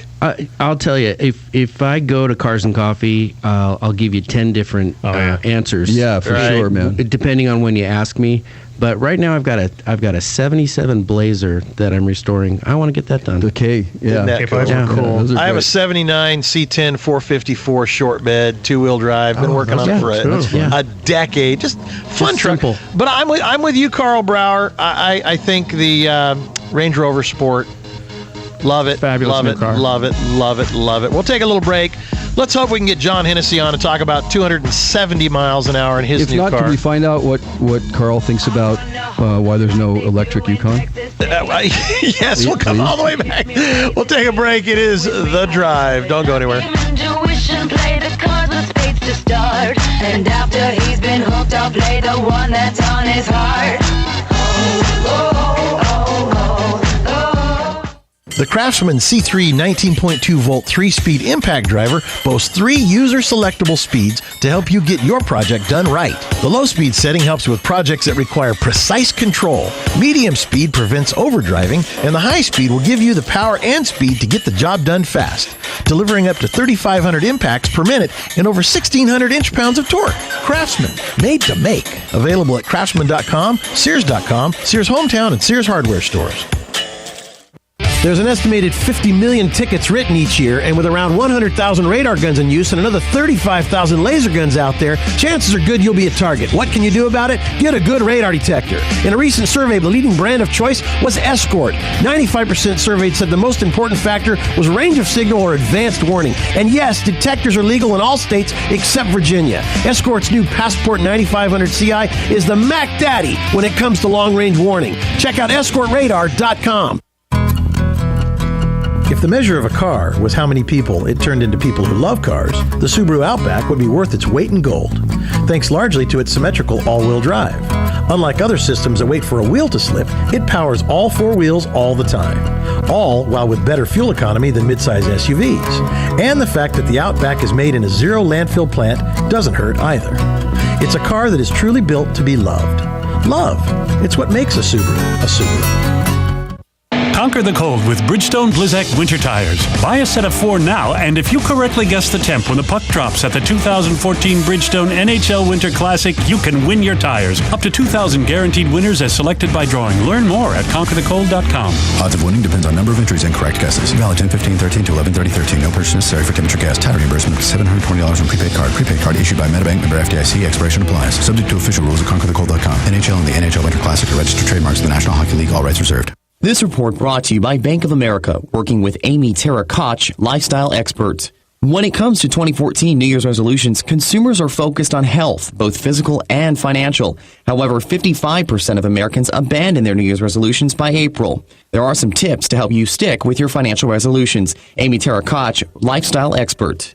A recent Bank of America survey found 51% of respondents are resolving to improve their financial health this year. While there are multiple ways to do so, one option is to get cash back when you make the majority of your purchases. Cards like the Bank America Card Cash Rewards credit card can reward you with cash back. Use the card to get 1% back on all purchases, as well as 2% at grocery stores and 3% on gas up to $1,500 per quarter. Redeem cash rewards into a Bank of America checking or savings account and use the 10% bonus to help cover the extra costs in the new year. For more, visit www.bankofamerica.com/credit cards. Well,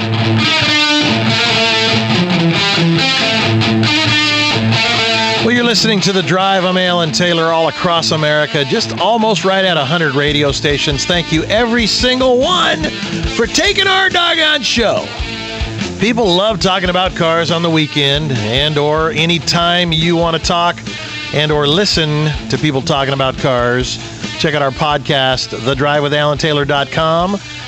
And I'm proud to have these folks in the studio from Pioneer Electronics. My friend Matthew Valbuena, he is our tech guy on the show. Dick Messer, classic car expert. Steve Natt, moto journalist.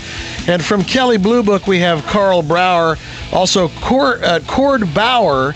He is the designer and creator of the Catfish car. You can check it out at BauerLTD.com. This is an amazing machine. It's B-A-U-E-R. LTD. B-A-U-E-R. That's right. We have Like Brower and Bauer, so it's confusing there.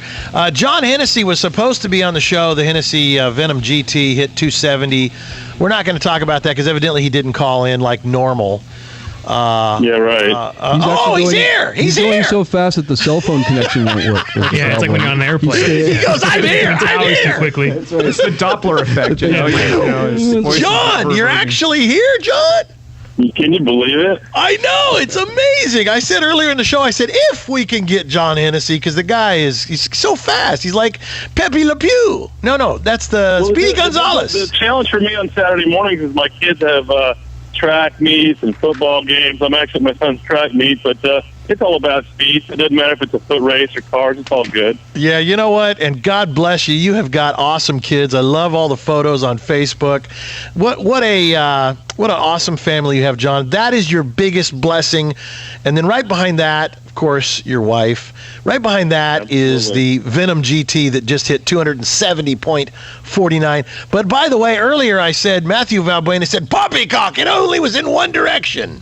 Well, that's what the internet commentators are saying is basically because it wasn't done in two directions. It's not like an official world record, but still hitting 270.49 miles per hour in any direction is awesome. So, John, why did not you drive the car? What do you got? A fear of speed? Almost said it wrong. I wish I could drive the car, but it's kind of like flying a plane. I could probably fly a plane along just fine, but if something goes wrong or if a critter runs across the runway during one of the runs, then having a pro behind the wheel is going to be the best way to keep the car and the driver safe. So we leave it to the pros for this deal.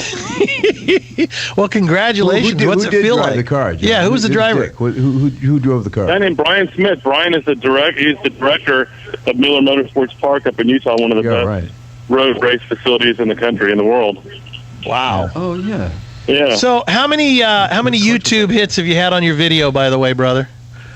We were 3 million YouTube video views in 3 days. I think as of this morning, we're like 3.6 million. Yeah, it was in the top 5 of all of YouTube, and it's been the number one automotive video all week on YouTube. So pretty incredible. Tell me, people are not hungry for this kind of stuff, right?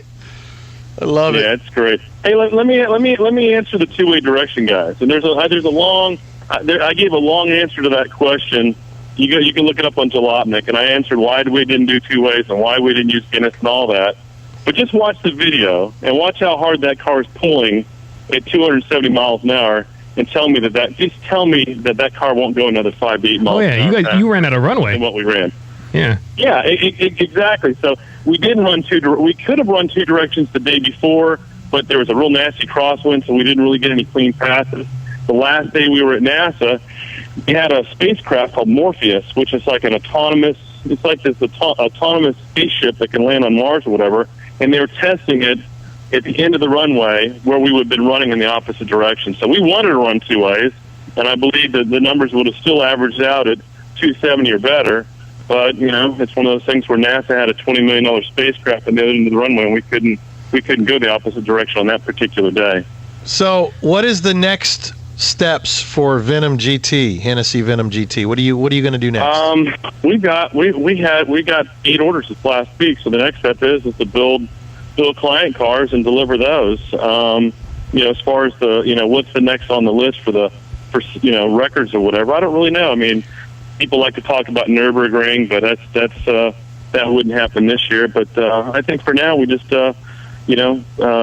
enjoy the accomplishment and build and deliver client cars, and then look at moving on to the the next record-breaking conquest at some point down the road.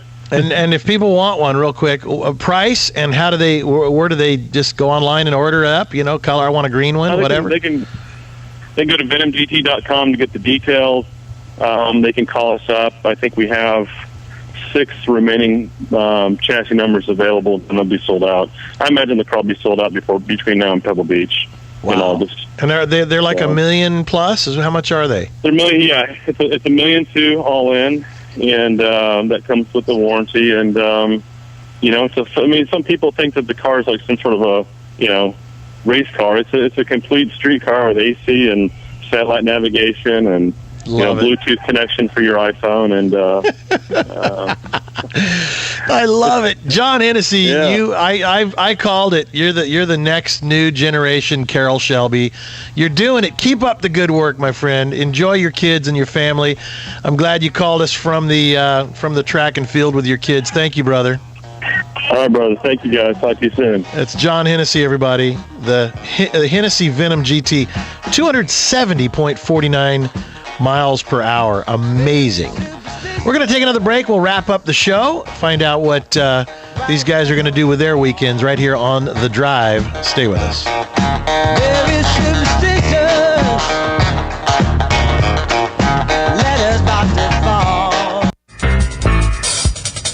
Legally Yours, brought to you by Fuller & Fuller Attorneys at Law. On the air every Wednesday morning at 10:30 a.m. with John Fuller, a board-certified civil trial lawyer for over 25 years. John welcomes your questions, from business to complex family matters to legal disputes. So tune in every Wednesday morning at 10:30 a.m. for Legally Yours with John Fuller, right here on WOCA 1370 AM and 96.3 FM, The Source. Gene Powell Pasture Mowing. Our tractor services include bush hog, disking, front-end loader, box blade, and stump grinding. We also have zero-turn mowers for the smaller paddocks, aisleways, fence rows, and lawn care. Fence row spraying is also available for weed control. We are licensed and insured. Gene Powell Pasture Mowing, 352-629-2440, or online at powellgene, Gene, at yahoo.com. Gene Powell Pasture Mowing. Habitat for Humanity of Marion County is a ministry dedicated to improving lives by providing affordable and decent housing. Help them help others by visiting the Habitat for Humanity Ocala Restore at 926 Northwest 27th Avenue. To schedule a donation, give us a call at 401-0075 and we'll come pick it up. For more information, visit ocalarestore.org. Habitat for Humanity of Marion County. Building homes, building hope, building community. You've got a garden and we've got a show for you called You've Got a Garden with your host, Master Gardener Carol Ann Baldwin. Carol Ann answers your questions about your flowers, your veggies, your grass, your trees, even questions about your bugs. And she's only on WOCA, so don't miss Carol Ann Baldwin and You've Got a Garden each Tuesday from 9 a.m. to 10 a.m. right here on WOCA The Source. 1370 WOCA.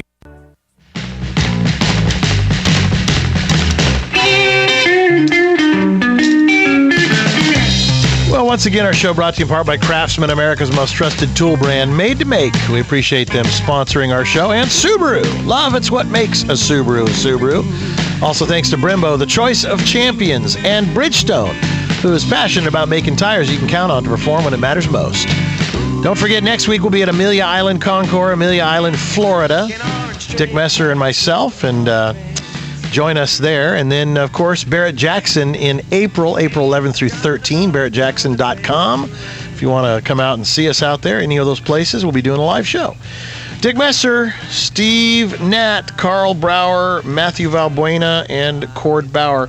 I hate to say we never talked about Kelley Blue Book's just released its 5-year Cost to Own Awards. 22 brands and 22 models. Carl, do you have maybe just the top 3 that we could just talk about real quick?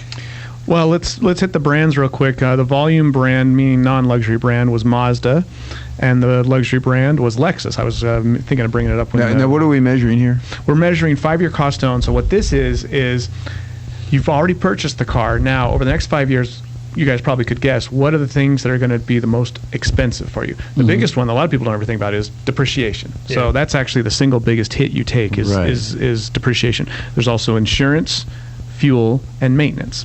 I got to say, I always depreciate when you guys do these reports because I learn a lot about. No, I'm kidding. Boom, boom.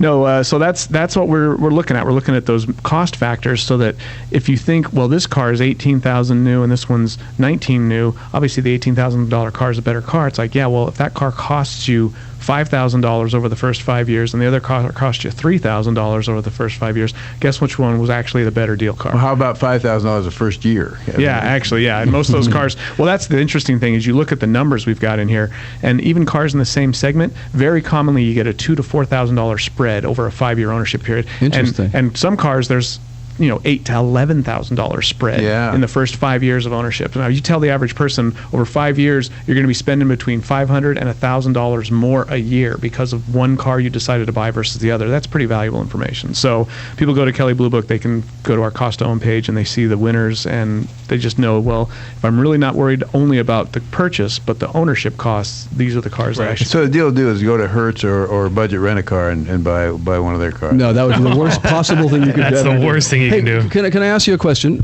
Tell me about why there's no electric Yukon. Because it seems like a great idea to stuff batteries in one of those things. Diesel power, diesel electric. No, stop, Alan. Alan, just stop. Lutz is doing. Yeah.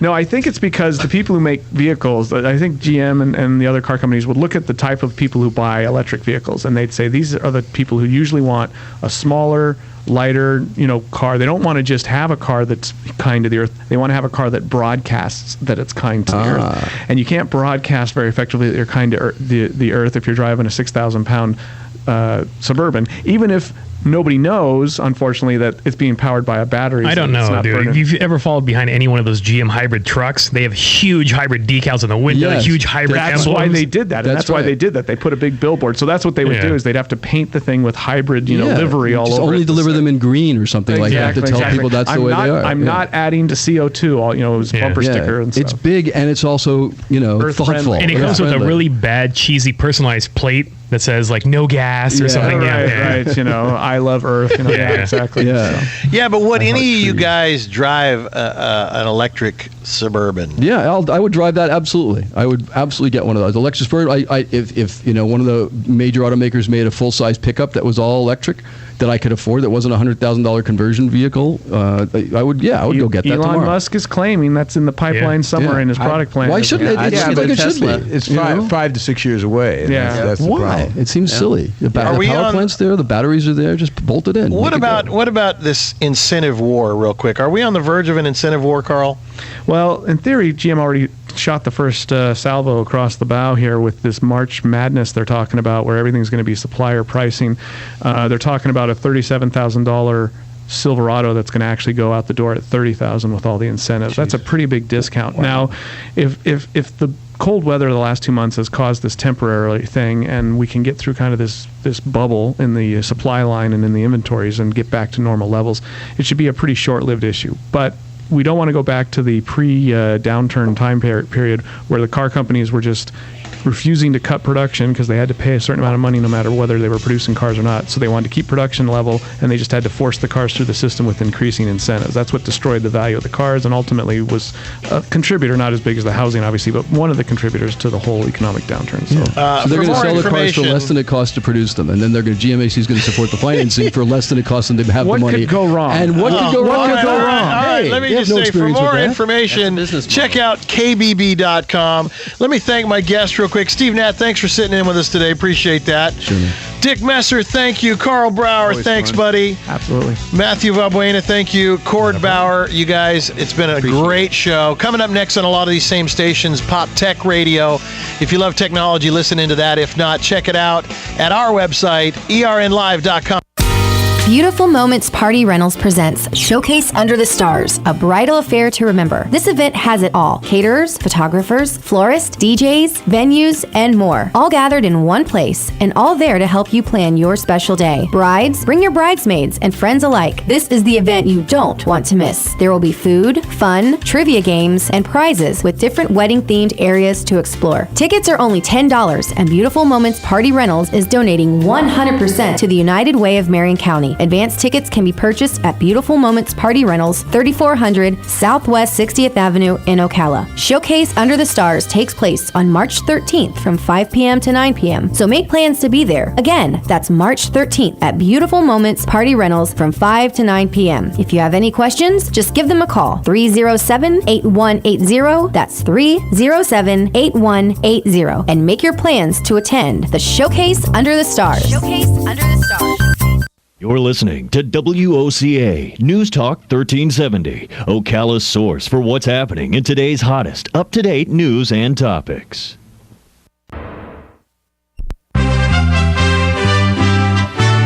In USA News, I'm Sean Scott Ferguson. Democrats in the U.S. Senate won't bother with passing their own budget this year, arguing that a deal in December has already set spending levels for the 2015 fiscal year, and relitigating it would create economic uncertainty. Senate Budget Committee Chairwoman Patty Murray said in a statement on Friday she would prefer to focus on promoting longer-term budget priorities for the Democratic Party. The move will keep Democrats' election year fiscal message focused on President Barack Obama's own 2015 budget request due out on Tuesday, which will lay out his plans to shift spending to education, roads, and a tax credit for low-income Americans. It took a jury less than an hour to find the daughter of slain U.S. Senator Robert F. Kennedy not criminally liable for sideswiping a tractor-trailer while driving on a suburban New York highway after mistakenly taking a sleeping pill. After a 4-day trial, the 6-member jury quickly found Kerry Kennedy not guilty of driving while impaired by drugs. You probably knew that Thomas Edison gave us the first commercial light bulb. But did you know he invented alkaline batteries and an electric train? Edison said, if we all did the things we're capable of, we would astound ourselves. Hi, how in the world are you anyway? I'm Andy Willoughby. For almost 2 decades, I've been helping families build home businesses. Many have been astounded at what they've been able to achieve. Today, I want to introduce you to my newest and most exciting home business concept ever. It's MaxAchieve.com. If you'd like to earn $500 to $5,000 or more a month working from home, check out MaxAchieve.com. This is more than a home business. At MaxAchieve, we want to help you experience more success in all areas of your life. To find out how you could astound yourself, go to MaxAchieve.com. That's MaxAchieve.com. Or call 800-801-3465. 800-801-3465. A Mississippi man has been found literally alive and kicking in a body bag at a funeral home after being declared dead. Workers at Porter & Sons Funeral Home were preparing to embalm Walter Williams on Thursday when he moved. A coroner pronounced the 78-year-old dead after finding no pulse when he was called to Mr. Williams' home in the city of Lexington on the previous evening. It's thought that his pacemaker may have temporarily stopped working. An underground fire ripped through downtown Columbus early on Friday, causing explosions and sending manhole covers flying into the air in the Ohio state capitol. No injuries were reported following the pre-dawn blaze in an underground network vault owned by American Electric Power, a local public utility, fire officials said. Traffic lights and electricity were out in many parts of the area on Friday morning, according to the Columbus Police Department. Many businesses, including the state's government offices, were closed for the day. 24 hours a day, 7 days a week. You're listening to IRN USA News. Okay, you ready? I'm gonna let go of the bike now. Wait, not yet, Dad. No, just keep pedaling. You've got it. Don't let go, don't let go. There are moments in life that cause us to hesitate. I already did. You're doing it. Woohoo! I'm doing it. But once we take action, we're awfully glad we did. Markets are changing, and interest rates are still low. If you're thinking about getting into the real estate market, now may be the time to make your move. Every market's different. Call a Realtor today and visit Realtor.com. Realtors are members of the National Association of Realtors. At a time of escalated tensions with the West over Ukraine, Russia says it's negotiating with 8 governments around the world for access to military facilities to enable it to extend its long-range naval and strategic bomber capabilities, CNSnews.com reports. Defense Minister Sergei Shoigu said Wednesday the military was engaged in talks with Cuba, Venezuela, Nicaragua, Algeria, Cyprus, the Seychelles, Vietnam, and Singapore. Shoigu said Russia's not looking to establish bases in those locations, but to reach agreement to use facilities there when required. Watch out, Al Gore. You're not going to like what Greenpeace has to say. A co-founder of the environmental activist group Greenpeace says there is no evidence that humans are contributing to climate change. Patrick Moore, who was a member of the group from 1971 to 1986, said the group uses flawed computer models and scare tactics to promote false claims that man-made gases are heating up the planet. Moore, who is an ecologist, said there was no scientific proof human emissions of carbon monoxide are the cause of minor warming of the Earth's atmosphere in the last 100 years. IRN USA Radio News, I'm Jason Wirt. Actor Philip Seymour Hoffman died of an accidental overdose of a mixture of drugs including heroin, cocaine, amphetamine, and benzodiazepine, officials have said. The Oscar winner was found dead at his home in New York City on February 2 with a syringe in his arm. 24 hours a day, 7 days a week. You're listening to IRN USA News, and I'm Sean Scott Ferguson. Look who just walked in the room. Joel Wiesner from What's Up Ocala. Hey, Joel, I'm looking for something to do this weekend. You got any ideas? Absolutely. Check out our event calendar online at www.whatsupocala.com, and there is plenty of events there for you. Daily news updates to event reviews and magazine articles. Really? We've organized it all in one place online for you to cut through all of the hassle of finding something to do this weekend. We have a daily event calendar, a bi-monthly magazine, and we also do daily news articles. All right, Joel, that's perfect. Thanks so much. Yeah. Whatsupocala.com.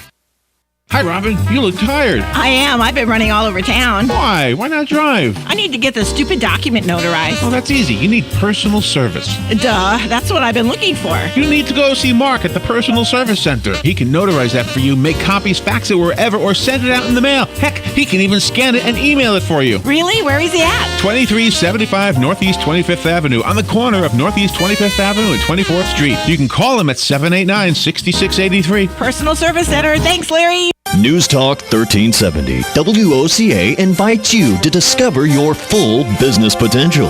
News Talk Radio is the perfect environment for your advertising. WOCA's News Talk format pinpoints information-hungry, better educated, high-income adults. So use us to talk to them. Call 732-8000. 732-8000. We're Ocala News Talk Radio. News Talk 1370 WOCA.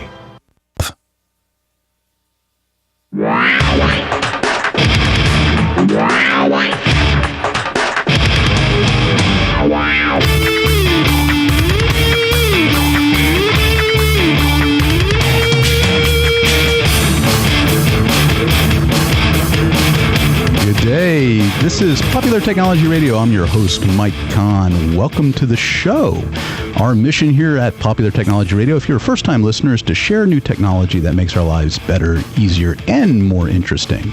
This segment of our show brought to you by Craftsman. Craftsman, America's most trusted tool brand, made to make.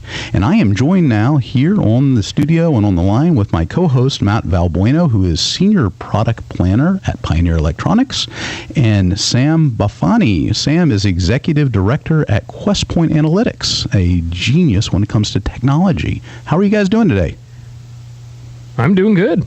I'm enjoying the change in weather we're actually having in Southern California, because usually it's 70 degrees and sunny year round. So actually to have some gray clouds and some rain falling is a nice change of pace. Yeah, we did get a little bit of rain this week here in Southern California. In fact, potential for mudslides even from the from the fires we had in Glendale and stuff. Yeah, that's unusual for us. How are you doing, Sam? I'm doing great. I'm also surviving the storm of the century that we're having here. And yeah, if you watch the local news, it definitely is. It's Storm Watch 2014, and it's scary when rain in Southern California makes the news. You're down in San Diego, right, Sam? Yeah, I'm down in San Diego. Well, thank you guys both for joining. We're trying to change the format a little bit in Popular Technology Radio and make it informative and fun.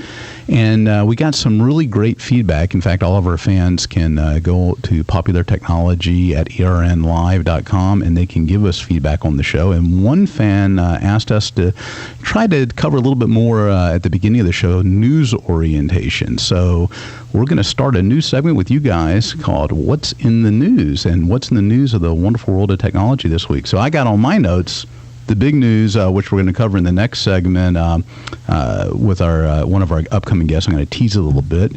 Out of Barcelona, Spain, it's called Mobile World Congress, 2014 Mobile World Congress, where the latest and greatest smartphones, tablets, and wearables were shown.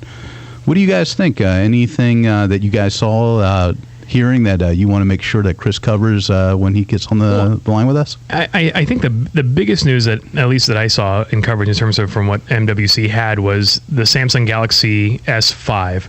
Mm-hmm. So the latest and greatest in the Galaxy lineup. But to me, it didn't seem like it was completely revolutionary. I mean, they added a fingerprint scanner for, locking and unlocking, and okay, that's what, the iPhone 5S has. So, I mean, it's not necessarily anything revolutionary.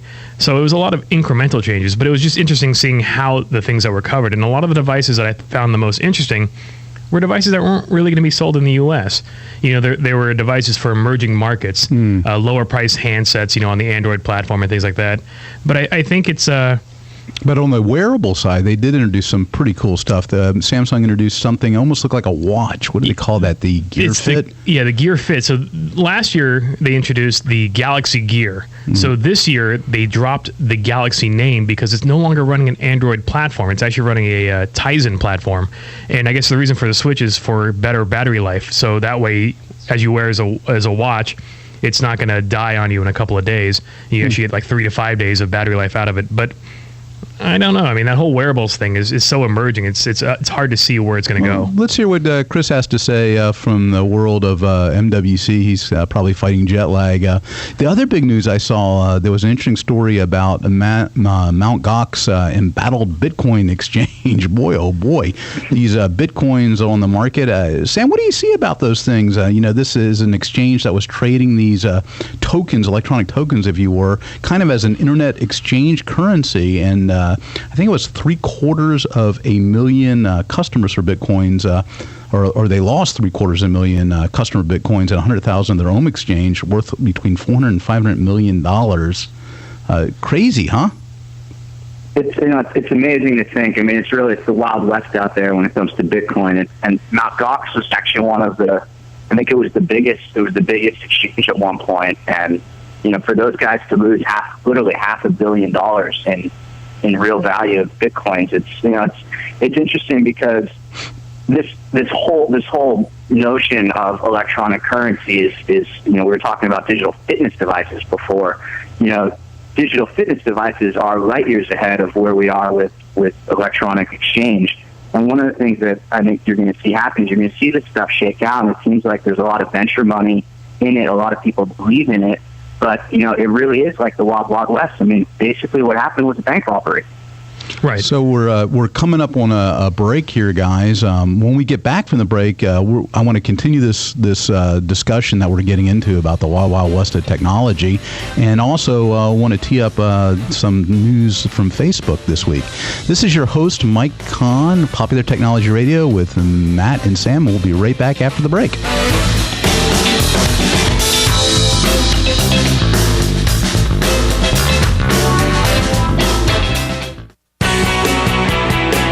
Barrett Jackson, the world's greatest collector car auctions, returns to the South Florida Fairgrounds in Palm Beach, April 11th through the 13th. Hundreds of amazing vehicles cross the auction block. Be a part of the 3-day lifestyle event and the energy that is Barrett Jackson. That's April 11th through April 13th at the South Florida Fairgrounds. Tickets are available at barrett-jackson.com. That's barrett-jackson.com.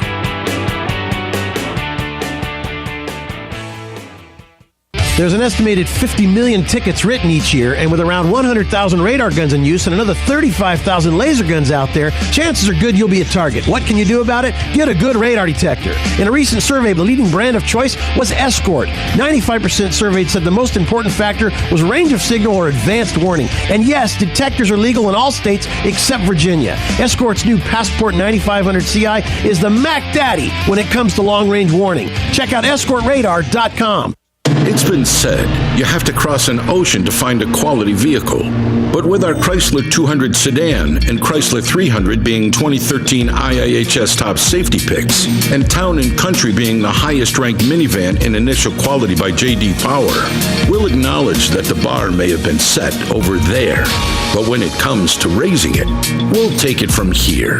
For J.D. Power award information, visit jdpower.com. Chrysler is a registered trademark of Chrysler Group, LLC. Introducing the newest addition to the Craftsman C3 lineup, the C3 19.2-volt brushless drill driver. A brushless motor means you get 50% more runtime, 30% more power, and a motor life 10 times longer than the traditional brush motor drills. With up to 600 inch-pounds of torque, LED integrated lights, and a Jacobs metal ratcheting chuck to lock bits solidly in place, you'll get even your most difficult projects done fast. Available at Craftsman.com, Sears.com, Sears, Sears Hometown, and Sears Hardware stores. Craftsman, made to make. This report brought to you by Bank of America, working with Amy Tara Koch, lifestyle expert. When it comes to 2014 New Year's resolutions, consumers are focused on health, both physical and financial. However, 55% of Americans abandon their New Year's resolutions by April. There are some tips to help you stick with your financial resolutions. Amy Tara Koch, lifestyle expert. A recent Bank of America survey found 51% of respondents are resolving to improve their financial health this year. While there are multiple ways to do so, one option is to get cash back when you make the majority of your purchases. Cards like the Bank Americard Cash Rewards credit card can reward you with cash back. Use the card to get 1% back on all purchases, as well as 2% at grocery stores and 3% on gas up to $1,500 per quarter. Redeem cash rewards into a Bank of America checking or savings account and use the 10% bonus to help cover the extra costs in the new year. For more, visit www.bankofamerica.com/credit cards.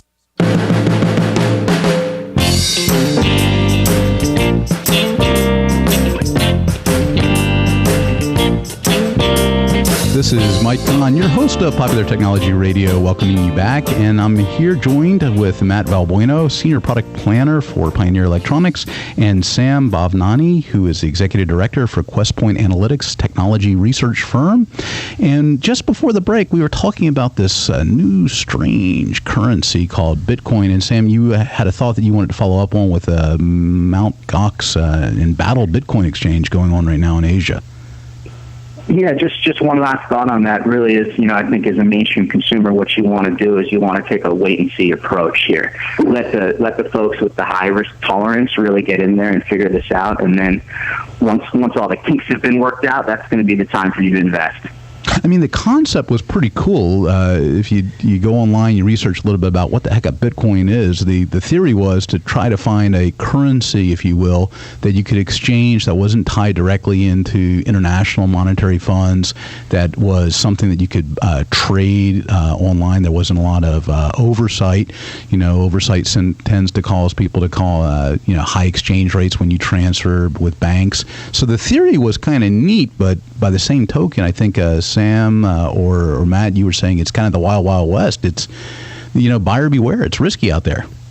It's a really strange, time in the marketplace for this kind of thing to come out. And obviously, because it is tech based, you have these companies that are kind of coming out of nowhere that are brokering these trades and helping you mine the currency and stuff. And it's fascinating. But just like Sam said, it's one of those things where if you're risk averse, you're better off standing on the sidelines waiting to get in instead of trying to jump in right now. Sound advice, Matt. Sound advice, Sam. So we'll continue watching the story for our listeners and see what happens with Bitcoins. It is obviously a very technology driven currency, so we want to kind of keep our eye on it and report the news as it happens. But one neat area of news that's kind of fun is what's up with Facebook and WhatsApp. Boy, oh boy, $19 billion purchase. I think it's still in the process of being approved. It boasts 450 million users worldwide. That's the WhatsApp application. Free texting, especially cool if you're doing a lot of traveling and want to communicate back with friends and family in different parts of the world using Wi-Fi network instead of your local phone. And I calculated roughly 450 million users by 19 billion is about $42 per person in customer acquisition. That seems like a lot. I imagine Mark and his company over at Facebook have big plans for these 450 million users, well beyond $42 in acquisition fee. What do you guys think? What do you think, Matt? It's an interesting acquisition, but if you look at where WhatsApp and their strength is, it's mainly overseas. It's in Asia. That's where the majority of that 450 million customer base is. So if you look at it as an attempt to actually kind of gain more prospective customers to use Facebook or expose 450 million users to more advertising, since that's typically one of Facebook's revenue streams, it makes sense. But obviously, $19 billion, and you look at for what that money spent, how many actual real world or brick and mortar companies they could actually have purchased for that value. It's just astounding. And even the rumor that I guess Google had approached WhatsApp with a $10 billion bid, and that was declined. So it's very interesting, and I think a lot of analysts are going to try to figure out, justifying the expense and what it means for current Facebook users and what it means for current WhatsApp users. Now, have you ever used the application yourself? I have used WhatsApp, actually, but I typically use another app, a competing app called Line. And the only reason why I use that is more of my Japanese coworkers use that app. But I have used WhatsApp. So you're exactly the type of customer that WhatsApp and these other internet chatting, you don't have to use your phone line to be able to communicate. Can you talk like WhatsApp has that ability that you can actually They're adding voice calling later this year. But so the main reason that I was using is because up until recently, AT&T changed things, but if I was to send a text from the U.S. to Japan, I would get charged for that text. And so by using WhatsApp, using on a Wi-Fi network, I could send text messages at no charge whatsoever. Yeah, that's fantastic. How about you, Sam? I mean, do you have you dabbled with it? Yeah, same thing as Matt. I've got friends and colleagues that I work with overseas, and the ability to do that for free when you're connected to Wi-Fi is amazing.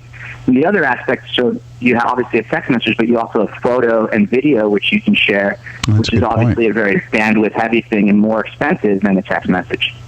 Well, that's a fantastic point. I mean, here we're talking about this great technology for our listeners to be able to experience communication internationally and not get charged both voice, pictures, and texting.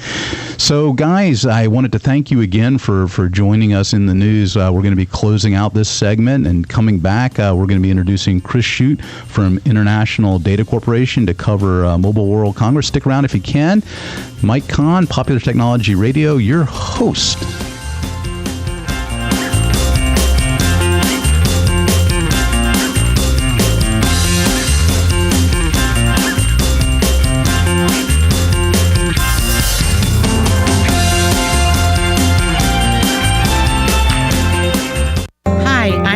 And I'm here to tell you a few things about ABC Frederick's Appliance. They sell not only new but used guaranteed appliances. When you call ABC Frederick's Appliance, they will provide service on what they sell and any appliances that you own. ABC Frederick's Appliance is located in Bellevue, right over the railroad tracks. Call 352-629-5181. That's 352-629-5181. That's 352-629-5181. ABC Frederick's Appliance.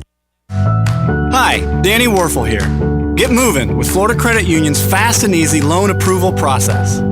Let Florida Credit Union start up a new car loan for you today. No more waiting, hassles, or stop signs. You can even apply online.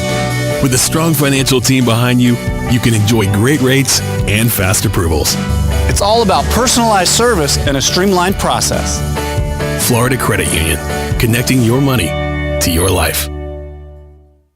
Don't get caught without your daily source of senior deals. Pick up your copy of the Senior Voice newspaper. It's your source for schedule and events tailored to seniors, with information you need, like a list of free events in the area. We even have Tom's Picks, a free referral for people who are looking for a company to do work for them. Tom's Picks will refer the company to you that fits your needs. And all we ask in return is that you tell them where you heard about them. For more information, call Tom's Picks, 352-804-1223. And pick up your copy of the Senior's Voice at most any business up and down the 200 corridor. Now read Ocala Downtown Newspaper online. You've got a garden and we've got a show for you called You've Got a Garden with your host, Master Gardener Carol Ann Baldwin. Carol Ann answers your questions about your flowers, your veggies, your grass, your trees, even questions about your bugs. And she's only on WOCA, so don't miss Carol Ann Baldwin and You've Got a Garden each Tuesday from 9 a.m. to 10 a.m. right here on WOCA The Source. WOCA, Ocala.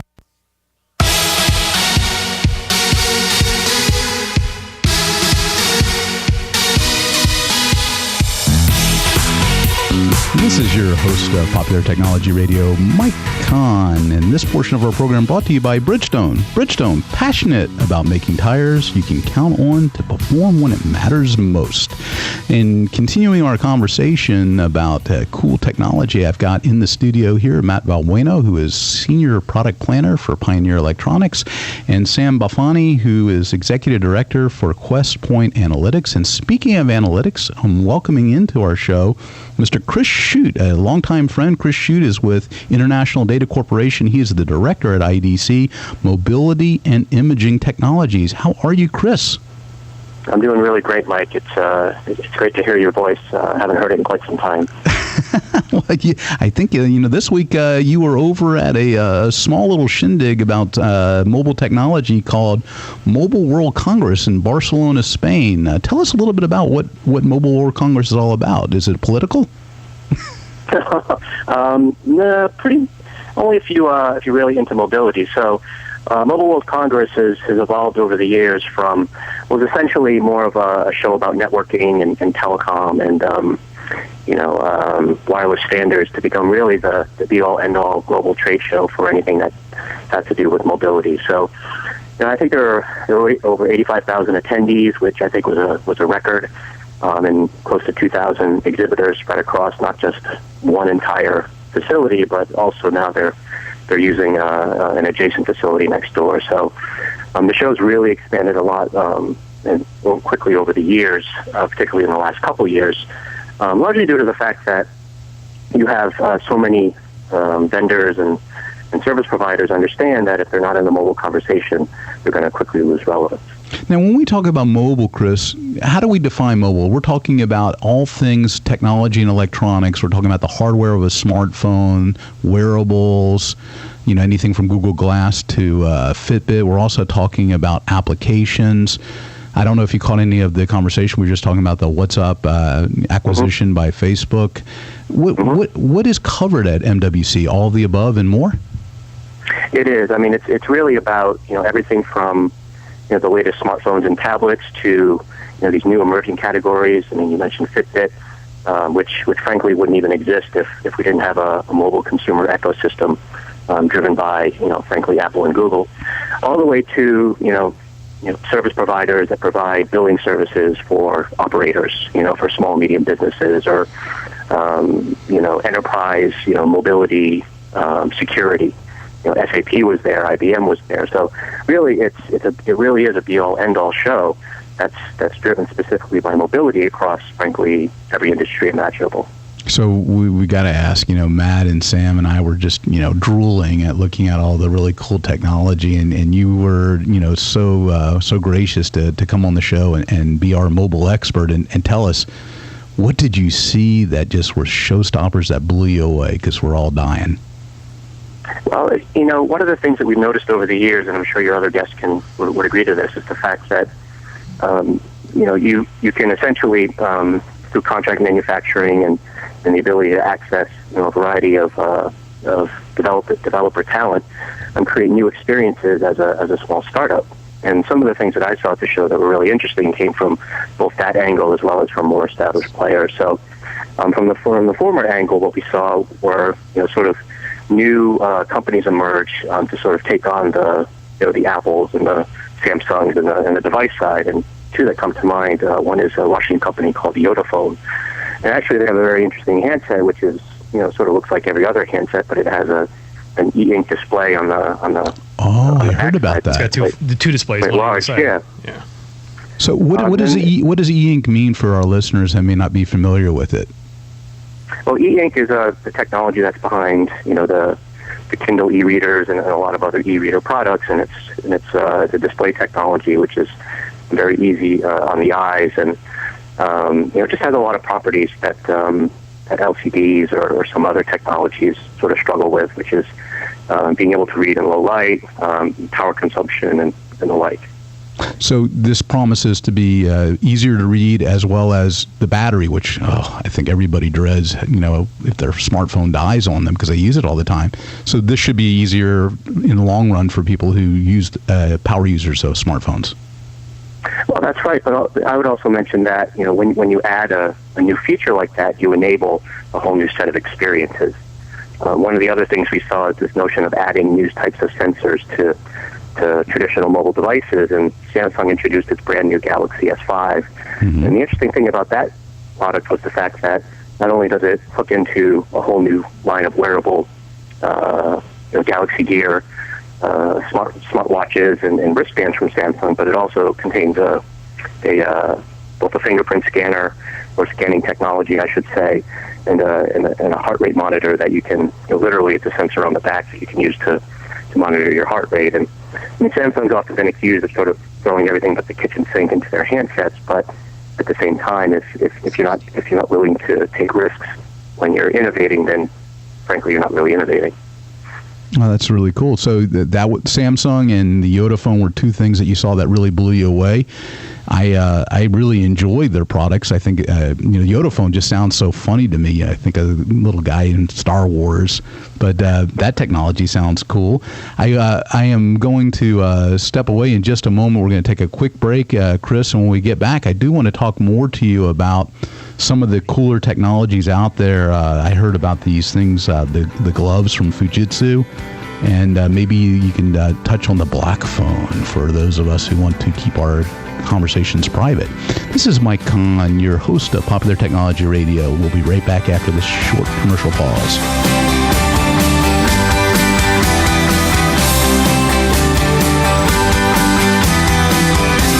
Right here since 1957. We're WOCA, News Talk 1370.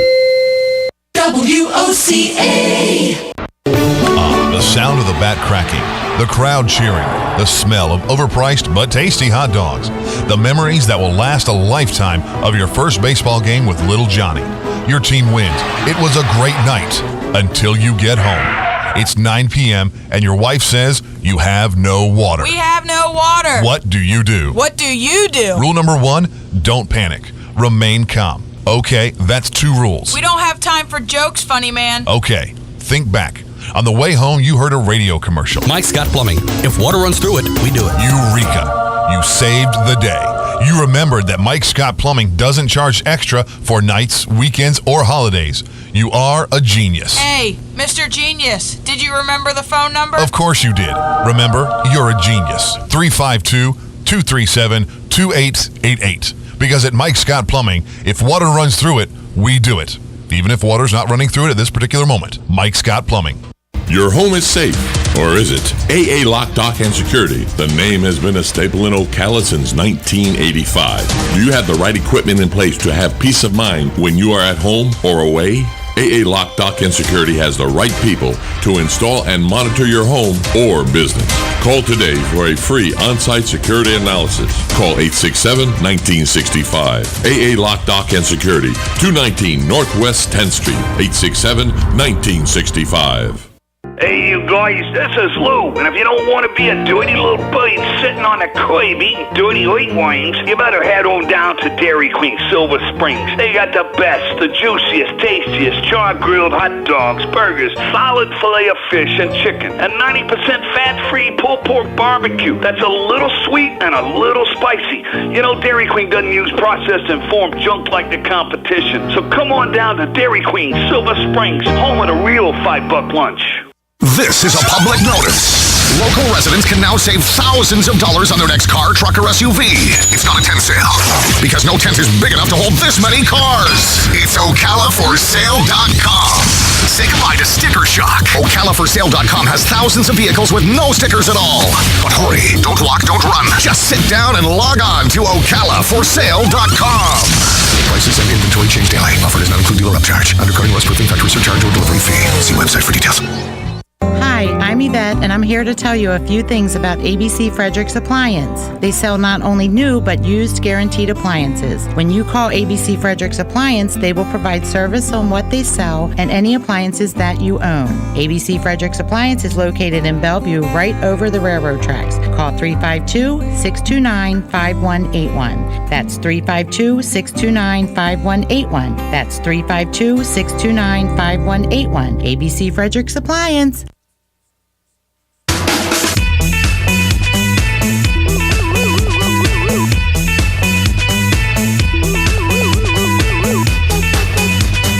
This is Mike Kahn, your host of Popular Technology Radio, and I'm with Matt Valbueno, our co-host Senior Product Planner from Pioneer Electronics, and we're welcoming our guests for this segment, Chris Shute, who is the Director of IDC, that's International Data Corporation.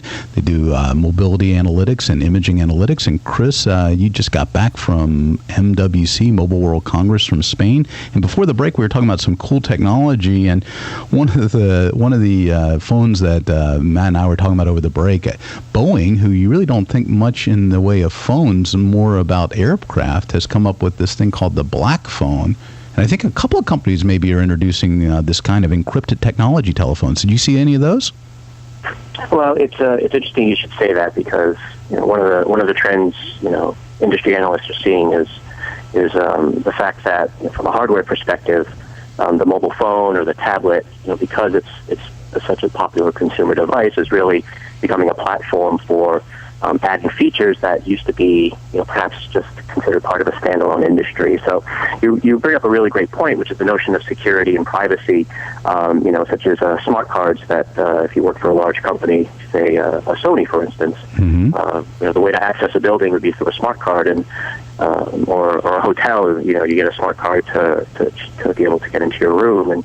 And we're starting to see a lot of that capability, frankly, become incorporated in mobile phones, through being able to use the powerful processors and software within the devices to frankly write small applications that are just as secure as what you would find in a smart card or any other type of proprietary reader or device that you would have used, say, 5 or 10 years ago. So again, this is just part and parcel of the transformation that's affecting a vendor of smart cards, for instance, who is probably struggling at this point to try and understand, how they're going to compete when their core capability is literally becoming software that gets beamed through the air and resides on a device you and I can go buy at the mall. I mean, should we be worrying about, this fiasco last year with, Edward Snowden reporting and kind of blowing the whistle that, various government agencies were looking in on our texts and our conversations? Does the average consumer really need to be too concerned and go out and buy one of these defense contractor black phones to protect themselves? What do you think? Well, I think it's a very complex issue, and I sort of brought it up particularly because the show's in Europe. There's obviously a lot of European folks who represent subsidiaries there, and one of the things that got batted back and forth was the notion of what effect this is having on the B2B market. So if you're let's say you work for in any industry in Germany or France or something, and you're looking to buy IT services, you're much more likely to go to a local supplier who can provide you with services that are literally physically located within country.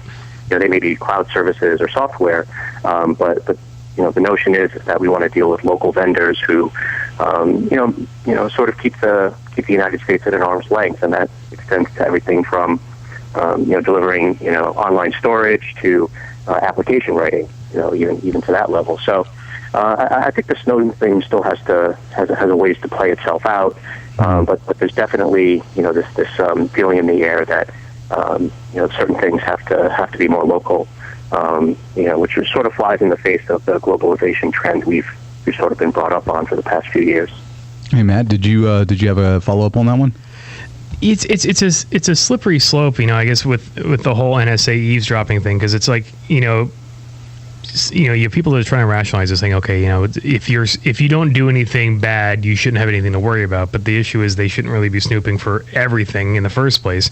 So I can see how it would affect consumers' perception about technology, especially when you have everything stored in the cloud these days and nothing's actually stored on a physical object. Not to mention credit cards and PayPal account numbers. Right. So all this stuff is, even Bitcoin. So all this stuff is digital, so it's transient. And being able to actually keep it secure and keep it under your control is much harder these days. So, it really makes people think about, password encryption, having a two-step security process. You have people getting their Twitter handles hijacked, or held for ransom. And so it's a very strange age in terms of security these days, because you can't actually do security the old way, you know, with a lock and key. I mean, it's all digital, and so because of that, it's much more abstract. So it really makes the consumer have to think about how they value their privacy and what the best steps are to maintain that privacy these days. All good points, guys. Let's switch gears for a second and go back to Barcelona and Mobile World Congress. Chris, switching gears into a little bit more of the fun aspects, did you happen to catch the Fujitsu product? I think they called it Reality Gloves, some kind of tactile feedback for your mobile devices. Did you see anything like that there? Well, you know, there was a lot of, you know, sort of this new development around wearable technology, and I didn't directly catch this particular type of product, but you know, it's clear that companies are trying to push into developing technologies that sort of surround the mobile experience, and you know, we're sort of at the very early days of that, with a lot of, you know, sort of hit and miss, and that's why you see, you know, so much gravitation towards fitness, because it's fairly inexpensive to do. There's some proven success there through companies like Fitbit, and you know, there's sort of a lot of Me Too products out there. You know, over time, I think there's going to be a lot of evolution, and frankly, a lot of it may not come from direct-to-consumer products. Some of it may come more from B2B products that are based on industry, or you know, based on you know, what you're doing in your job, as opposed to, you know, what you may do at home. And that's what these Reality Gloves are actually for. They're relying on people working on machinery. So they have like an NFC, a near field communication sensor, and hopefully the machine would be embedded with it. So as you put your hand near certain areas, the wearable glasses that you have on would actually give you information on how to disassemble or repair the part. So it's kind of like this B2B thing first. Once there's a demand for it in the industry, then it kind of gets watered down for consumer use. I see. Well, that's great comments. And Chris, I want to thank you for joining us for these segments and letting us know about Mobile World Congress. And Matt, great comments. I appreciate it. This is your host of Popular Technology Radio, Mike Kahn, and we'll be back in just a moment to talk about some other cool technology feature. Thank you guys very much. We'll see you on the backside.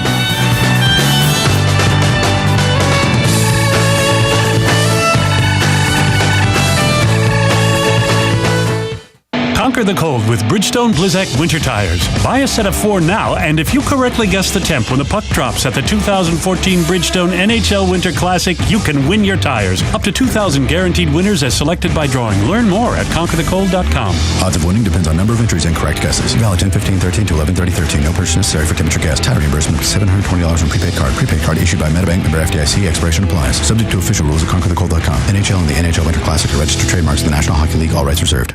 Introducing the Craftsman Bolt-On Reciprocating Saw. This saw attachment comes with a 6-inch general-purpose blade and delivers enough power to cut through a variety of materials like drywall, PVC, and even small tree branches. The reciprocating saw attachment transforms the bolt-on base into a portable and versatile cutting beast. Tool-free blade changes make switching out accessory blades easier than ever. Construct your Craftsman Bolt-On system today. Craftsman, made to make.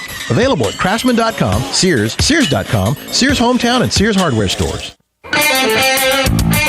Are you using your smartphone to listen to music in the car or for GPS navigation? How would you like to do both without the risk of getting a ticket or causing an accident? Check out what's new from Kenwood, the #1 mobile electronics brand in the country. With Kenwood, you can connect to your smartphone and safely control all your favorite apps by touchscreen while enjoying that legendary Kenwood sound. Learn more by visiting liveconnected.driveconnected.com and to find a Kenwood dealer near you. If the measure of a car was how many people it turned into people who love cars, the Subaru Outback would be worth its weight in gold, thanks largely to its symmetrical all-wheel drive. Unlike other systems that wait for a wheel to slip, it powers all 4 wheels all the time, all while with better fuel economy than midsize SUVs. And the fact that the Outback is made in a zero landfill plant doesn't hurt either. It's a car that is truly built to be loved. Love. It's what makes a Subaru a Subaru. Baker's Secret Bakeware is the secret to easy baking. From sweet to savory, with Baker's Secret non-stick bakeware, you can quickly and easily whip up tempting treats. Baker's Secret is made with durable dishwasher-safe materials that help you spend less time cleaning and more time with your loved ones. All Baker's Secret products are backed by a full lifetime warranty. Visit worldkitchen.com/ERN for a special deal on Baker's Secret products for ERN listeners. Haynes, the worldwide leader in vehicle repair information for over 50 years, is now available in electronic format. With Haynes Manuals Online, you get all the trusted content of the Haynes printed manuals, but with added features including over 750 color photographs, color wiring diagrams, and videos to help you do the job right. They're formatted for all electronic devices, and over 180 car, truck, and motorcycle titles are now available. The new Haynes Manuals Online are now available at Haynes.com.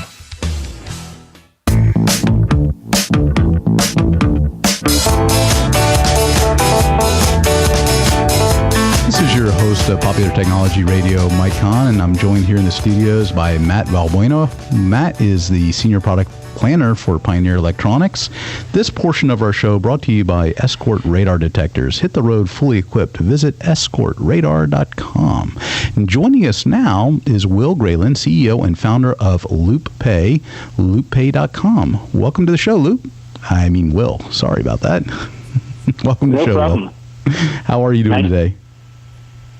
Thanks for having me.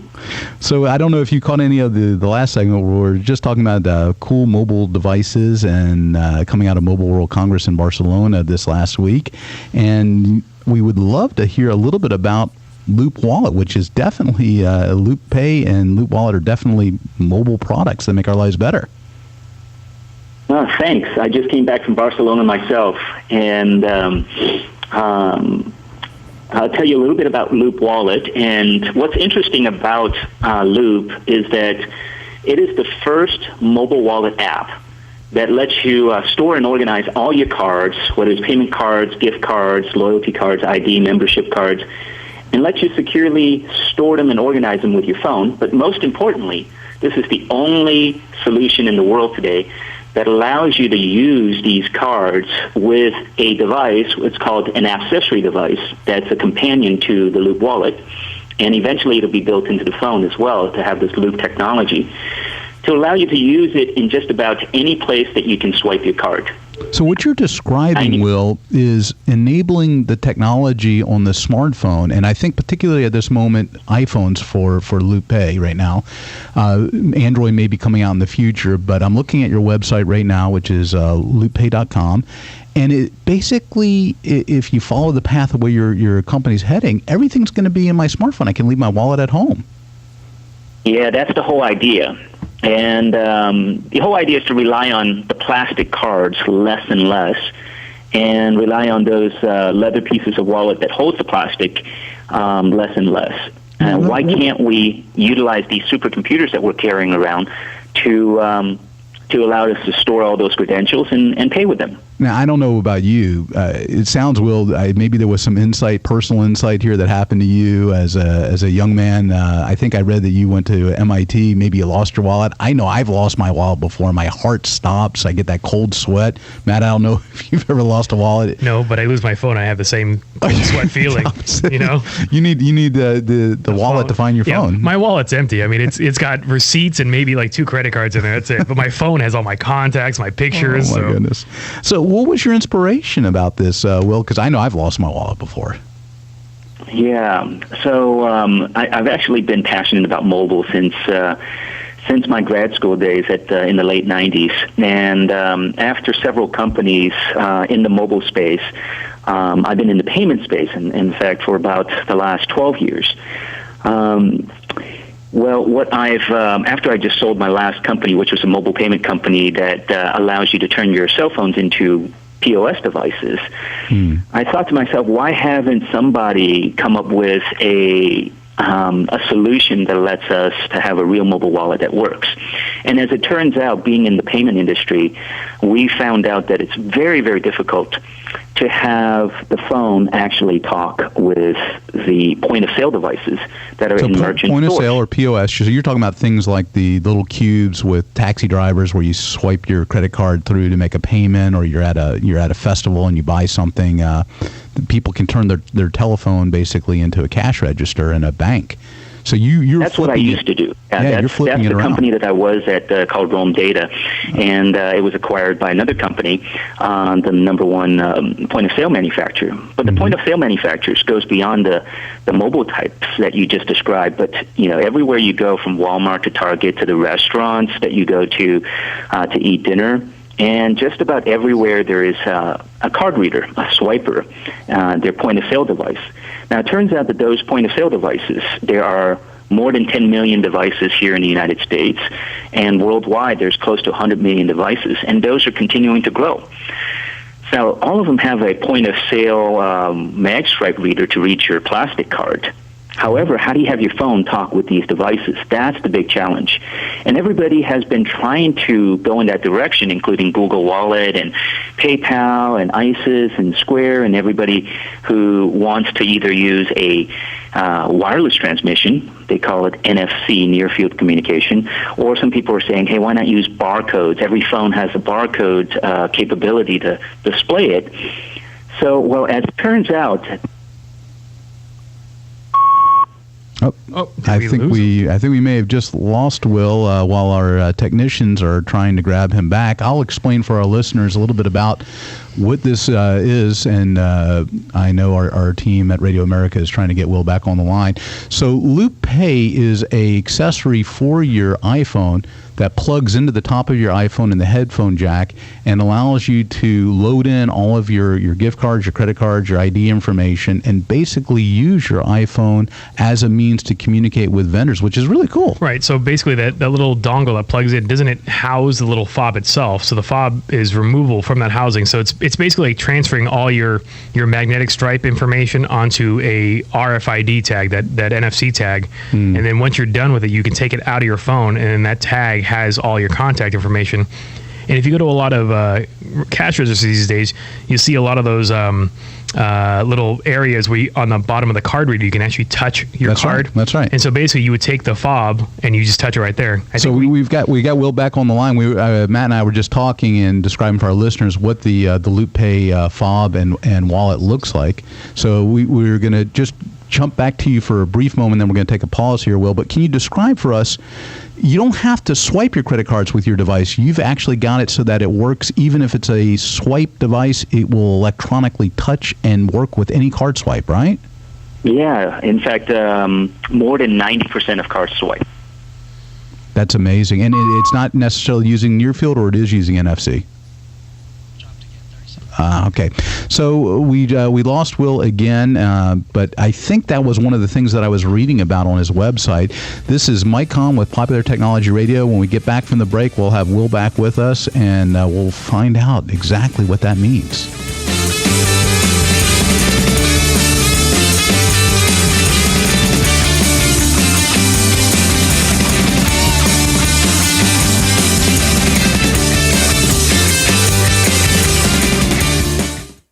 I don't like sit-down dinners, I don't go to sit-down strikes. I like standing room only, and I don't ride bikes. This pretty bad song is by a guy with pretty bad hemorrhoids. He needs Preparation H relief with the power of 2. First, use fast-acting Preparation H medicated wipes, then longer-lasting Preparation H maximum strength cream. Let's sit together on the porch swing. Preparation H. Don't stand for hemorrhoids. Use as directed. Look for Preparation H at Rite Aid. Robitussin Cofequence number 29, the not-so-silent night. Sorry, hon. Oh, you keep waking me up. I think that's... Come on, it's 3 a.m. I gotta get up for work in 4 hours. Fortunately, Robitussin DM Max now comes in a new nighttime formula for fast, powerful cough relief that helps you sleep like a baby, which is good news for you and the person one pillow over. Robitussin Nighttime. Don't suffer the consequences. Use as directed.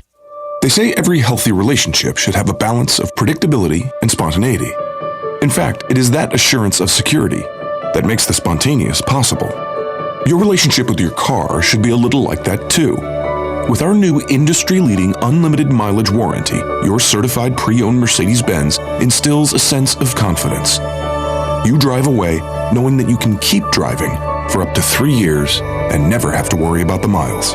Add to that our new complimentary prepaid maintenance on select models, and your certified pre-owned Mercedes-Benz becomes the ultimate carefree escape vehicle. Only during the Mercedes-Benz Certified Pre-Owned Sales event going on now through February 28th can you also take advantage of a 2-month payment credit on many models, plus 3 months of Sirius XM satellite radio. So hurry in today. It might just be the most predictable spur-of-the-moment decision you've ever made. See your authorized Mercedes-Benz dealer for complete details and limitations on certified pre-owned warranties.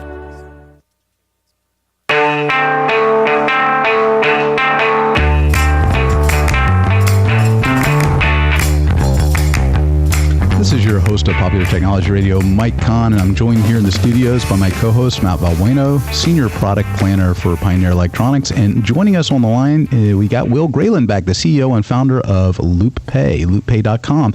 Will, welcome back. How are you doing? Doing great, except for some phone trouble with you. Hey, I was going to say, I think Will just proved that smartphones are great at doing everything except making phone calls. They can be your wallet. They can do anything else. Well, one thing that Matt and I we're both high-tech guys. I come from the world of Sony. Matt's from the world of Pioneer. And we're both we're scratching our heads and we're making sure that we understand your technology right. If we have it right, the LoopPay system allows you 90% of the card swipes, the credit card swipes out there in the retail world. Actually, even if it doesn't have an NFC receiver, you just hold the Loop device near the card swipe and you don't have to swipe. It will automatically get the transaction registered. That's correct. You can actually transmit a magnetic pulse to the magnetic read head of the swiper. That's awesome. In the South, my mama used to say, "How do it know? How do it know to do that?" That is amazingly. It's on one side, I'm scared to death, and on the other side, I think it's the coolest thing in the world. But see, that makes it so much cooler than anything like, with the NFC thing that you can get with an Android device. It's like, great, but you have to have an NFC-enabled POS device. Two parts, right? Right. The POS as well as the phone. And this device... It doesn't matter what the cash register has. As long as it takes credit card, you're good to go. Oh, well, you got two guys sold right here. Now, I want to point out to our listeners, this is so cool. Go to LoopPay.com, check it out. And Will, thank you so much, because your company is also sponsoring our PopTechTesters.com website. You sent a couple of these LoopPay fobs over to allow our listeners, they can sign up and win a chance to test this out and give you some feedback on it. It's amazing technology. How did you figure this out? I mean, obviously you have amazing skill. You're an MIT graduate. I read that you served in the U.S. Navy on a nuclear sub. How did you know about this? Well, actually, my business partner and I, George Wallner, we were sitting around, wondering how we can solve this major problem. And it was George, actually, that had the first inspiration, because he had been in the industry for close to 40 years now, in the very beginning of the magstripe revolution where electronic cards were introduced. And he and I have been working together for the last 12 years. And in the mobile side, we were just talking about NFC and how hard it is to get merchants to adopt. He says, I wonder if we can generate a strong enough signal by sending a current through an inductive loop. Then it generates a magnetic field in one direction. If you send a current the other way, it generates a magnetic field in the other direction. Can we create a strong enough magnetic pulse that the reader would just pick up the pulse as if you had swiped? So we didn't know this was possible. We looked up. Yeah, we looked it up, and nobody has done it before. So through a bunch of trial and error, we finally got our first transaction done about a year and, I guess, 3 months ago now. And since then, we've been working hard to get a real product out. And 2 weeks ago, we officially launched. And now there's a whole bunch of people using their Loop devices all over the country doing transactions. Now, right now, it's specifically designed for iPhone. Do you need any particular iPhone, or will all iPhones work with it?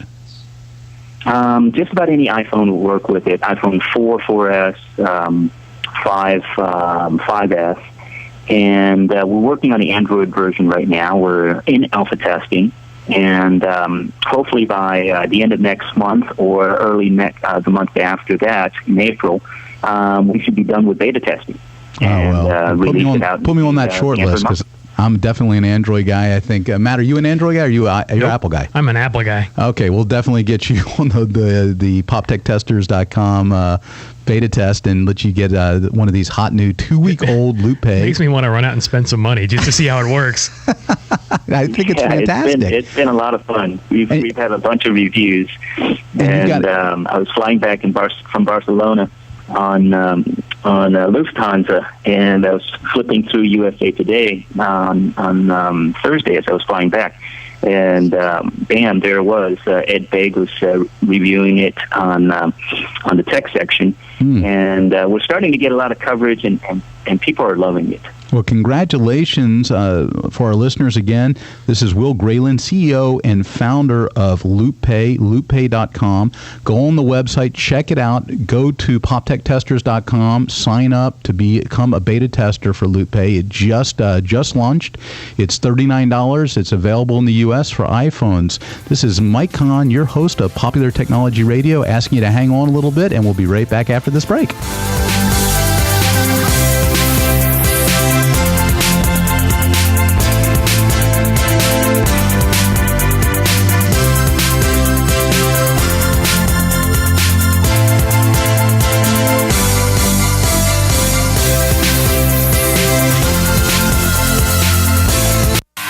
Hi, this is Jody Saulnier. Jeff and I are the owners of J&J Jewelers in the Jasmine Plaza, which is located at the intersection of State Road 200 and Airport Road. We're third-generation jewelers, voted Ocala's favorite jewelry store for the last 5 years. We carry a wide selection of new and estate jewelry, bridal sets, and citizen watches. J&J Jewelers specialize in jewelry repair and custom-designed jewelry, including wedding sets. All of our repairs are done on site and can even be done by appointment while you wait.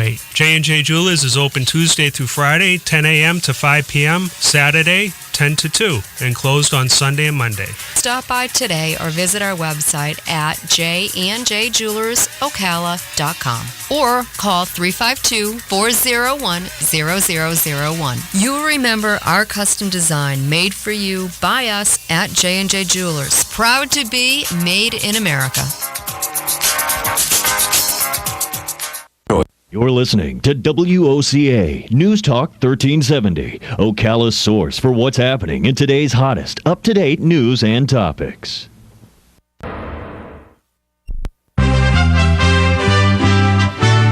In USA News, I'm Sean Scott Ferguson. Russian President Vladimir Putin wrested control of the Ukrainian Black Sea region of Crimea from Kiev on Saturday, citing a threat to Russian citizens and servicemen of the Russian Black Sea Fleet. Putin asked the upper house of parliament to approve sending armed forces to the Ukrainian territory, which has a majority ethnic Russian population. But Crimea had already begun to slip from Kiev's control with closure of the main airport and deployment of pro-Russian guards at key buildings.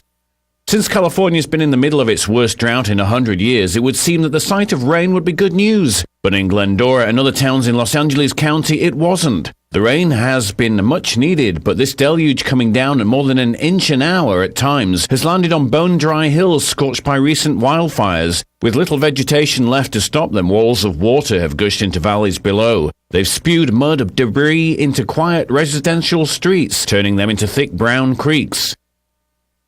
Now here's something you don't hear on the radio every day. Someone who can't see. I